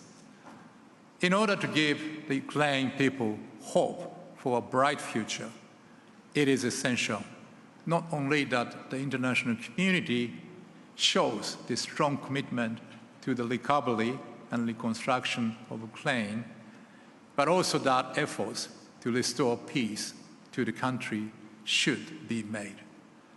At the G7 Hiroshima summit, the leaders reaffirmed that the G7 is more united than ever in strong support for Ukraine in every aspect and in continuing to impose strict sanctions against Russia. It was also confirmed with invited countries outside the G7 that any unilateral attempt to change the status quo by force is unacceptable anywhere in the world, and upholding the free and open international order based on the rule of law is really essential. We will continue to work closely in cooperation with the international community to achieve a just and lasting peace in Ukraine as soon as possible. I wish that this recovery conference will be held successfully and that its outcomes will be milestones in the future reconstruction of Ukraine. Japan always stands with Ukraine. Thank you very much for listening.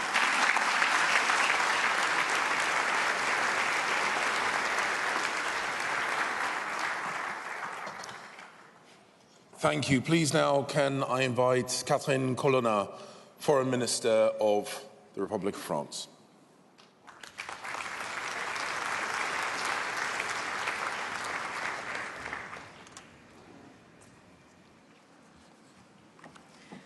Thank you, Foreign Secretary, dear James, Heads of States and Heads of Governments, Prime Minister of Ukraine, dear Denis, good to see you here. Ministers, ladies and gentlemen, Excellencies, dear friends, I see a few in the room. I want to start by thanking the Government of the United Kingdom for hosting us today. Our gathering today is a symbol of our shared conviction that Ukraine will defeat the Russian aggression. There will be a time when the war ends and Ukraine will be standing as a strong, sovereign, united and democratic country, resolutely anchored in the Euro-Atlantic family and in Europe. And when I say in Europe, I mean in the European Union.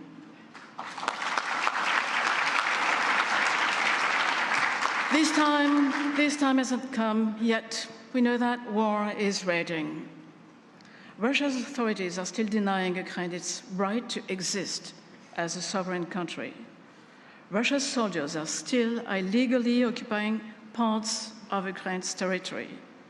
Russia's missiles are still targeting the Ukrainian population and critical civilian infrastructures, which is, by international law, a war crime. Our main focus, therefore, remains on emergency-driven support. It is the case for military support, and we've been making our best efforts, all of us, to provide Ukraine with the equipment it needs and in time in order to support an ongoing counteroffensive. France delivered what it said it would deliver, and it would keep doing it. It is also the case with the humanitarian and civilian support we provide, be it to respond to disasters caused by Russia's aggression, such as the destruction of the Kakhovka Dam, to increase Ukraine's resilience, or to preserve the safety of Ukraine's civilian nuclear power plants. This is the logic that drove the international conference we organized in Paris on December 30th last year, and I'd like to thank all those who did participate. But focusing on the emergency imposed by the ongoing war should not stop us from thinking long-term, for at least two reasons.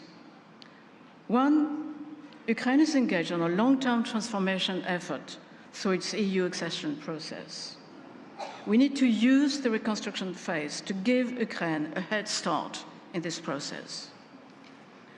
Two, our commitment to support Ukraine's reconstruction is also a signal we send to Putin, a signal that tells we'll be here as long as it takes, and that he will not be able to wait us out. A signal that should convince Russia it is in a deadlock and has to end its aggression now. In order to achieve this goal, France is preparing a multi-year civilian assistance package to Ukraine that will include both humanitarian, stabilization, economic and financial support. I am pleased to add that it will mostly be comprised in grants so as to avoid increasing the pressure on Ukraine's public finances. In the meantime, I'm happy to inform that my ministry will be providing an additional 40 million euros in donations for Ukraine in 2023. This support will be used primarily for emergency reconstruction of critical infrastructure, health equipment, and, if needed, emergency resilience in anticipation of the next winter. We will also take concrete steps to encourage our private sector to contribute to this effort. It is much needed. To that end, I'm announcing today the establishment of an insurance mechanism to cover investments in Ukraine against war-related risks via the French Public Investment Bank. This is totally consistent with the multilateral insurance mechanism proposed by the UK and Ukraine, which we support. Last but not least, we fully support courageous reforms President Zelensky has pledged to undertake in order to foster the rule of law and to improve the business climate in the country. These efforts will be key to attract private investment, without which reconstruction will not be possible. Thanks to our joint efforts, Ukraine will build back and build back better. Up until then, our support will not fade. Thank you.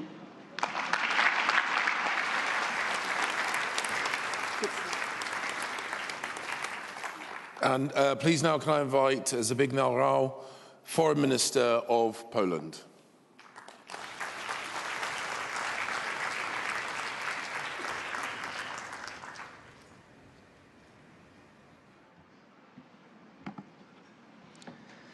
Thank you, James. Prime Ministers, Excellencies, ladies and gentlemen, friends. For the last couple of weeks, the world has been closely following the actions of the Ukrainian armed forces systematically liberating their homeland. The damage discovered in recaptured territories is staggering. It is staggering, but its barbaric nature, and it is overwhelming by scale. Recent heinous act of blowing up of a dam in Nova Kachovka drastically adds to the complicity our long-term efforts towards reconstruction. The process of reconstruction itself will mean substantive involvement of the public as well as private sector and business to a large extent. Our task as the governments is to prepare the appropriate institutional and legal framework, political support on the spot, and financial resources. The mobilization of financial resources will be a major long-term challenge. I would like to again strongly reiterate that seized Russian assets should serve as key source in this respect. It is clear that Moscow should be kept legally accountable for the aggression, but it should also pay for the enormous damage done to Ukraine.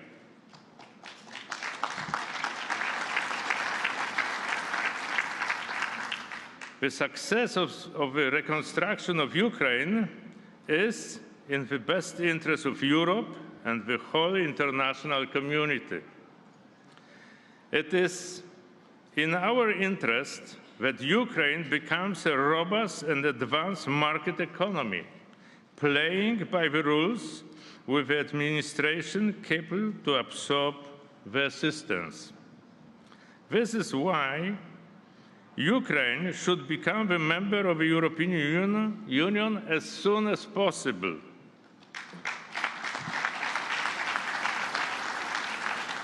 As it has been said, today in Brussels, the European Commission is presenting the informal update on the progress made by Kiev since it was given the candidate status. We all know how effective Ukraine has been in meeting the 7 criteria, despite the ongoing war, continuous missile attacks, and the flood caused by the destruction of the dam. Ukraine will be ready to start accession negotiations soon. If this is the case, the EU should also be ready by the end of this year, after the regular autumn enlargement report. The concept of a merit-based process must work both ways. Ladies and gentlemen, Poland has already proven its credibility by providing humanitarian and military aid to Ukraine during the war. We are ready to play a trustworthy and reliable partner also for its post-war reconstruction. We are equipped to play this special role as a transport, logistics, and international hub. Our key assets are the geographical proximity, the longest EU border with Ukraine, well-developed infrastructure of border crossings, long-standing experience, and the competitive business cooperation offer of Polish entrepreneurs on the Ukraine market. Let me mention a few elements which we have already done preparing for this enormous challenge. More than 2,000 Polish companies have approached the Polish Trade and Investment Agency expressing interest in cooperation with Ukrainian partners in the recovery process. We are reassuming the operation of the Polish Trade and Investment Agency office in Kiev in the end of June to give a clear signal to Polish and international companies that the Ukrainian market already provides great opportunities. Credo Bank, owned by the PKO BP, is already providing affordable credit for Ukraine small and medium-sized enterprises. The government has prepared the law enabling the extension of insurance coverage for the transport of goods to and from Ukraine, as well as investment activities. For the last year, the Polish official export credit agency was the only one insuring trade receivables. On this basis, Poland will create a dedicated program of rebuilding Ukraine. The trade insurance to Ukraine will be provided also to foreign companies operating in Poland or willing to invest. I'm convinced that Polish companies, taking into account the meaningful relationships they have already established with Ukrainian partners, are ready to develop them further together with international partners. Thank you.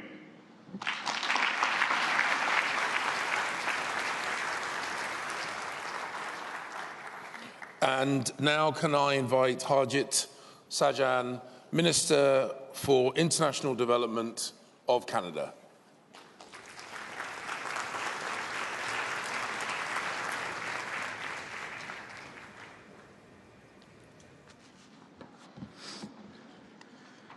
Ladies and gentlemen, I want to first take the opportunity to thank the United Kingdom and Ukraine for hosting us today. I also want to acknowledge the bravery and the sacrifice of the Ukrainian soldiers who are fighting on the front lines. Now, it is not a secret that Canada's ties with Ukraine run extremely deep. Canada is home to 1.4 million Ukrainian Canadians, and they have made a significant mark on our national identity and values. It was Ukrainian Canadian Senator Paul Yuzek who first brought forward the vision of multiculturalism in Canada with a pivotal Senate speech. Another Ukrainian Canadian, Lawrence Decor, helped write the section of our Charter of Rights and Freedoms that entrenched multiculturalism in Canada's Constitution. These Ukrainian Canadians saw a Canada that recognized its deep connections to the wider world as an integral part of who we are. And in the spirit of an interconnected world, I join you in this resolute to show of our international solidarity with Ukraine. And just 10 days ago, our Prime Minister, Justin Trudeau, was on the ground in Kyiv. And while there, he reinforced Canada's enduring commitment to Ukraine and announced new support measures, including increased military assistance and support for mental health. Canada has committed over $8.8 billion in financial, military, humanitarian development, and immigration assistance for Ukraine. And this includes over $5 billion in direct financial assistance.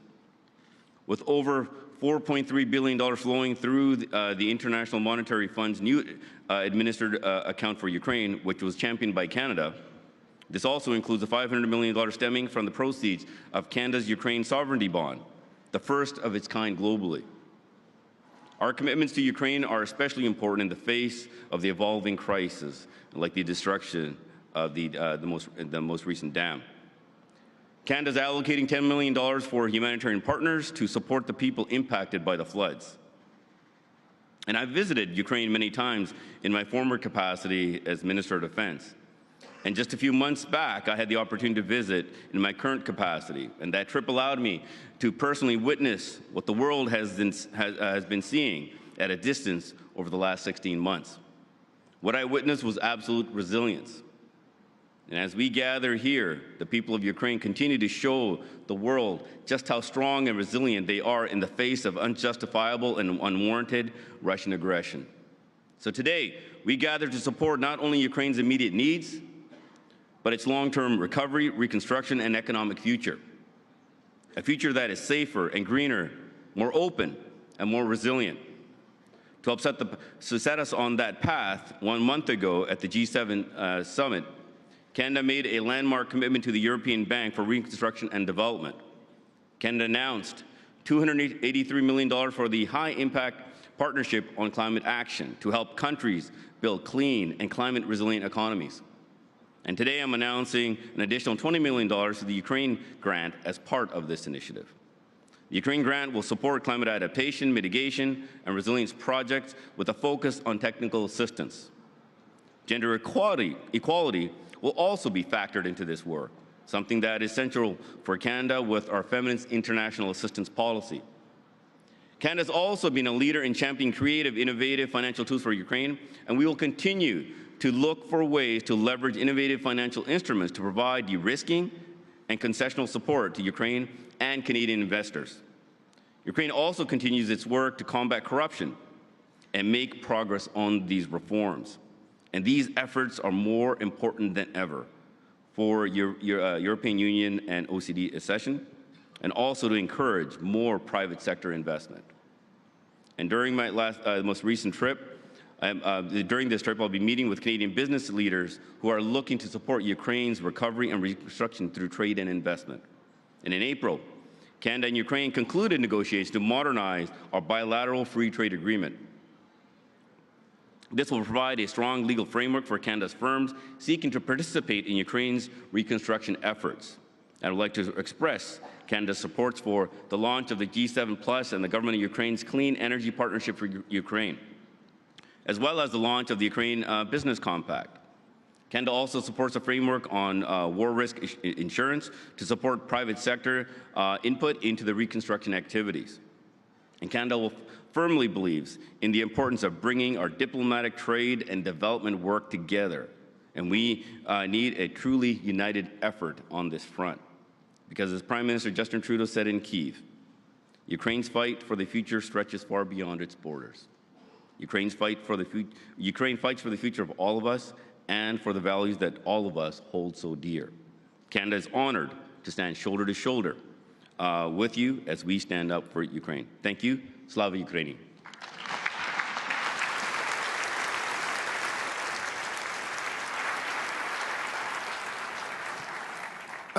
Ladies and gentlemen, could I invite you once again to thank in the traditional way our panellists as they retake their seats and in preparation for our final keynote speech of this session. Ladies and gentlemen, thank you so very, very much.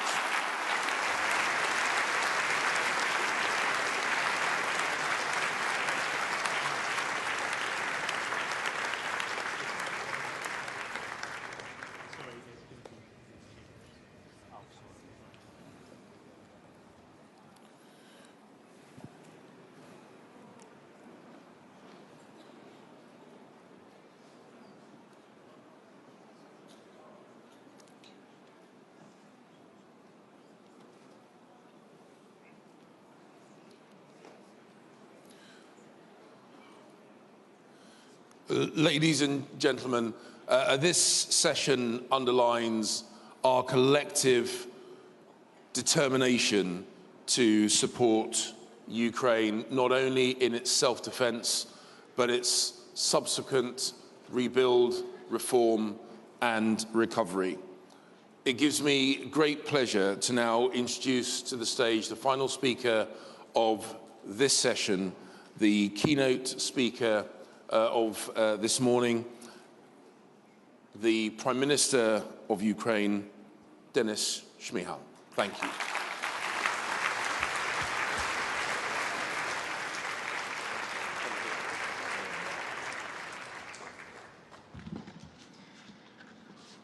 Thank you so much, dear James. Dear Presidents, Prime Ministers, Secretaries, Ministers, dear heads of international organizations, dear representatives of international business, dear friends, partners, colleagues, allies, ladies and gentlemen. Today, Ukraine is going through the most difficult times in the history of our independence. It is a crucial time not only for our country, but also for Europe, for the civilized world, for democracy and freedom. The outcome of the war in Ukraine will determine the geopolitical landscape of Europe for many decades to come. 16 months into war, no one doubts that Russia has not achieved its goals. Ukraine withstood. Thanks to the heroism of the Ukrainian army, thanks to the bravery of Ukrainian people, thanks to the leadership, thanks to the unity, thanks to the pro-Ukrainian coalition and your help. 12 months ago, Ukraine was granted the EU candidate status. We have an ambitious goal to quickly become a member of the European Union. We are already well ahead of schedule of this path. We are transforming our country. We are rapidly adopting European policies and practices, integrating into European markets and strengthening our institutions. European integration is the compass for all reforms and changes, including the implementation of Ukraine's recovery project. I would like to express my gratitude to the European Union for its consistent military, political, financial and humanitarian support. In particular, I want to thank the European Commission and personally Madam President Ursula von der Leyen for the initiative of new Ukraine facility, which will provide medium and long-term support for our economy and recovery. The new Ukraine facility will also support our efforts to rebuild and modernize the country while implementing key reforms on EU accession track. Over the past months, we have laid the basis for winning this war. We believe that we are going to win this war and we will win the peace that follows. I say we many times because this is our common achievements, our common work, our common tasks. We need to accomplish long-term stability, security and prosperity for Ukraine and for the region. We have already begun our long and difficult journey on rebuilding Ukraine. A year ago in Lugano, we held the first major conference on Ukraine's recovery. At that conference, our discussions primarily were around plans, roadmaps, challenges, and prospects. A year later, here in London, our discourse extends beyond plans, encompassing notable achievements as well. We are now addressing the 10 key aspects of Ukraine's recovery, which provide us with a competition of where we are going, and what else we need to do to win this peace. The first aspect of Ukraine's recovery, damage assessment. We have said that the first thing we need to start with is an independent, professional and transparent assessment of damage and reconstruction needs. Together with the World Bank and the European Commission and the UN, we have created such a tool. We have carried out rapid damage and needs assessment. This document provides a comprehensive overview of the impact of the war in 20 different sectors. As of 21st February this year, reconstruction needs have already reached $411 billion. This is an unprecedented figure. Unfortunately, it does not yet encompass many losses, including the damages inflicted by the horrific terrorist attack carried by Russian forces at the Kakhovka hydroelectric power station. We are grateful to the World Bank for actively assisting us and agreeing to promptly conduct an assessment of the damages resulting from this dreadful terrorist act. We appreciate World Bank's support in evaluating all the losses and firmly believe in the necessity of continuing this work. Therefore, the program of large-scale recovery and transformation of Ukraine will also be unprecedented. It will be the largest reconstruction project in Europe since the Second World War. The second aspect of Ukraine's recovery is stages of recovery.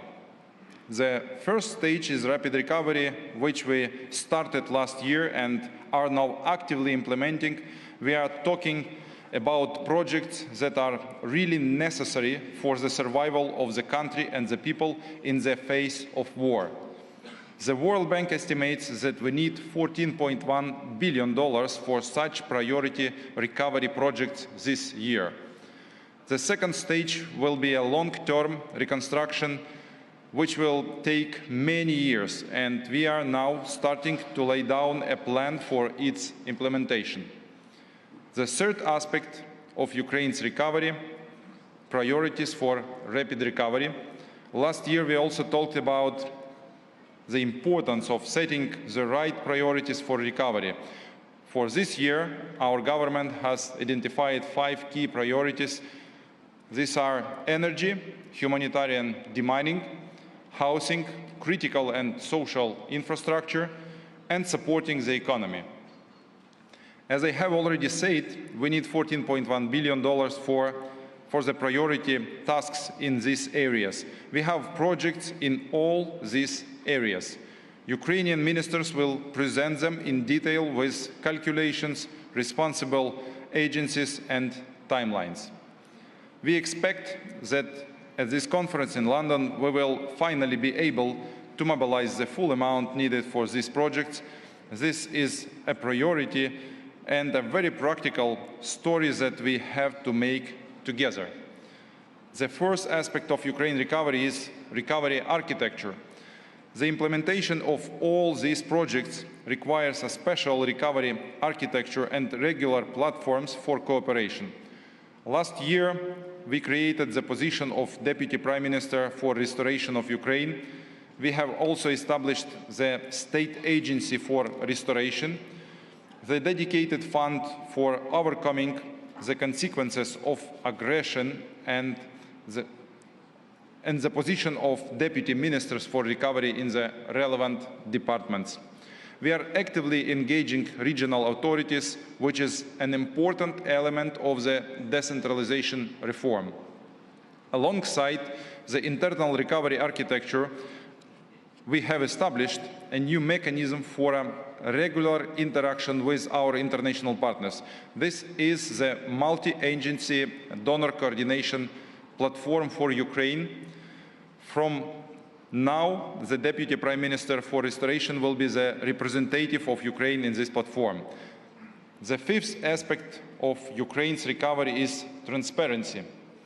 Speaking about the recovery architecture, we have mentioned many times the words transparency and accountability.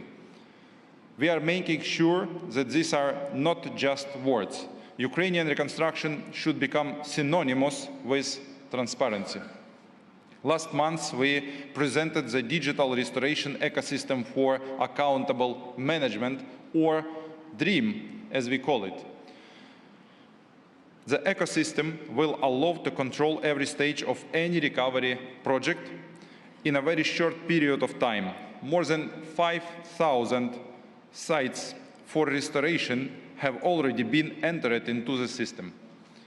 The sixth aspect for Ukraine's recovery is parametric approach and build back better principle. At the Lugano conference, we said that we wanted to carry out recovery using 2 approaches, the parametric approach and the regional approach. The parametric approach is the principle when the government sets the general framework, the broad policies, and the general requirements. What does this mean in practice? For example, we have set new requirements at the legislative level for the construction of residential buildings, in particular that they must now have a bomb shelter. We have also developed requirements for schools and hospitals and are setting up community safety centers. Energy efficiency, green technologies, security, all this should be a mandatory part of the new infrastructure in the reconstruction. The seventh aspect of Ukraine recovery is regional approach. The regional approach is when our international partner countries take patronage of regions and communities in Ukraine and help implement recovery projects here. 30 countries have signed a declaration supporting the initiative to provide coordinating assistance to rebuild Ukrainian communities and regions. During last year, more than 300 territorial communities in Ukraine have signed 1,500 partnership agreements. Nearly 60 countries are helping our cities, towns and villages to recover. Currently, more than 200 projects are being implemented or have been implemented jointly with partner countries or international organizations.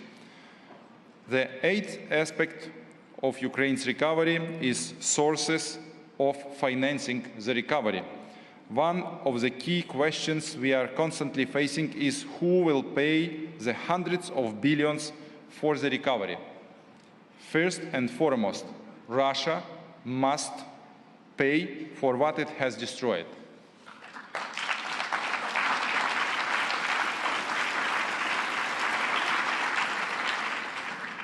We are preparing a fair mechanism that will allow us to confiscate up to $500 billion of Russian assets frozen in the West.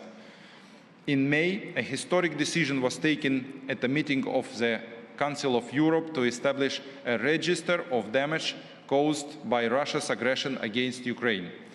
This is the first component of the international compensation mechanism. The second source of funding for reconstruction is the Ukrainian budget, including funds from confiscated Russian assets in Ukraine. The Ukrainian budget for 2023 has already earmarked $3.3 billion, and we have already started reconstruction with these funds. The third source is the assistance from our international partners, including international financial organizations. We are grateful to all of you. Our partners have already pledged $4.3 billion out of the total $14.1 billion needed for the rapid recovery for the next 12 months. But we still need another $6.55 billion. We have set an ambitious goal of securing pledges for this amount as a result of this conference. The ninth aspect of Ukraine's recovery is involvement of the private sector. No large-scale, effective and rapid recovery is possible without the involvement of private capital and private investment. We believe that it is business and entrepreneurs who can make our recovery truly effective. We are already offering projects and investment opportunities to international capital. Together with the World Bank, the US International Development Finance Corporation and other partners, we are working on an effective war risk insurance model for investment in Ukraine. We have identified 5 key segments that will form the basis for the recovery and transformation of our economy. The first sector is energy. There is a huge potential in the electricity sector, gas production and storage, and also hydrogen energy. President of Ukraine emphasized today in his speech on this sector especially. The second sector is a military-industrial complex. Many Ukrainian weapons and developments are proving their effectiveness on the battlefield right now. European and global defense companies are increasingly considering options for building new production facilities in Ukraine. After the war, we expect a great boost in the development of this sector in Ukraine. The third sector is agriculture. Ukraine is already world leader in the production of many crops. With government incentives and private foreign investments, we believe that post-war growth in this sector could be in double digits. The fourth sector is infrastructure. The recorded losses of this sector now exceed over $100 billion. Colossal destruction. So for many years, it will be the market that is worth tens of billions of euros. We will actively offer public-private partnership and concession projects. The fifth sector is IT. We have ambitions to become a digital hub in Europe. We offer IT companies some of the most favorable tax and regulatory conditions in the world. In general, we are telling the private sector that those who invest in Ukraine today will have extraordinary opportunities and prospects in coming years. The 10th aspect of Ukraine recovery, Ukraine is changing. Recovery of Ukraine is not just about rebuilding a power plant, a road, a house, or a hospital. Recovery of Ukraine is also about the transformation of our country, a new quality of institutions, and a new living space, a new European Ukraine. The planned changes and reforms are clearly in line with our aspirations to become a member of the EU. We understand that Ukraine must change, and Ukraine is transforming right now. For this year, our government has identified 10 priority reforms and transformation projects: European integration, security and defense, new veterans policy, human capital development in the face of extraordinary challenges, new economic model, logistic development, and of course, rapid recovery.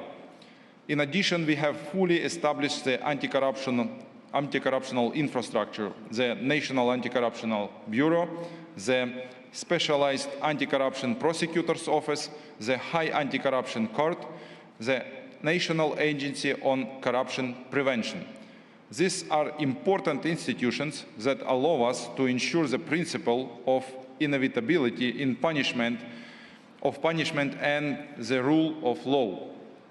At the same time, our government is carrying out a major digitalization reform, a large-scale deregulation for doing business, the corporatization and the privatization of state-owned enterprises. These are the necessary changes that will allow us to prevent corruption. Dear friends, dear partners, Ukraine is changing and Ukraine is winning. Our victory will be the beginning of a renewed and stronger Europe. We are united in defense and we will be united in recovery. We are grateful to everyone who is helping us fight for our freedom and independence today. I would also like to express my gratitude to the government of the United Kingdom, personally to Prime Minister Rishi Sunak and Secretary of State James Cleverly, for co-organizing this conference, this perfect conference. Such events enable us to synchronize our efforts and work together towards the victory and recovery of Ukraine. Thank you for your attention. Thank you for your tremendous support. Thank you so much. Slava Ukraini!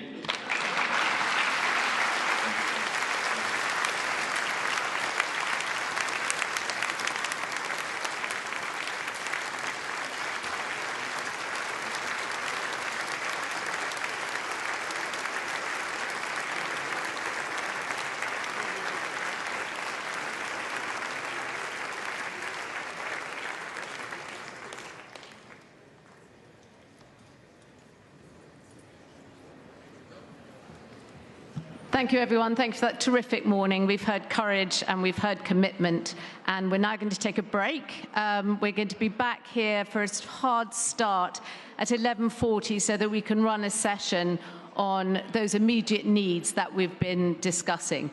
So if you could all be seated again at 11:40, thank you very much.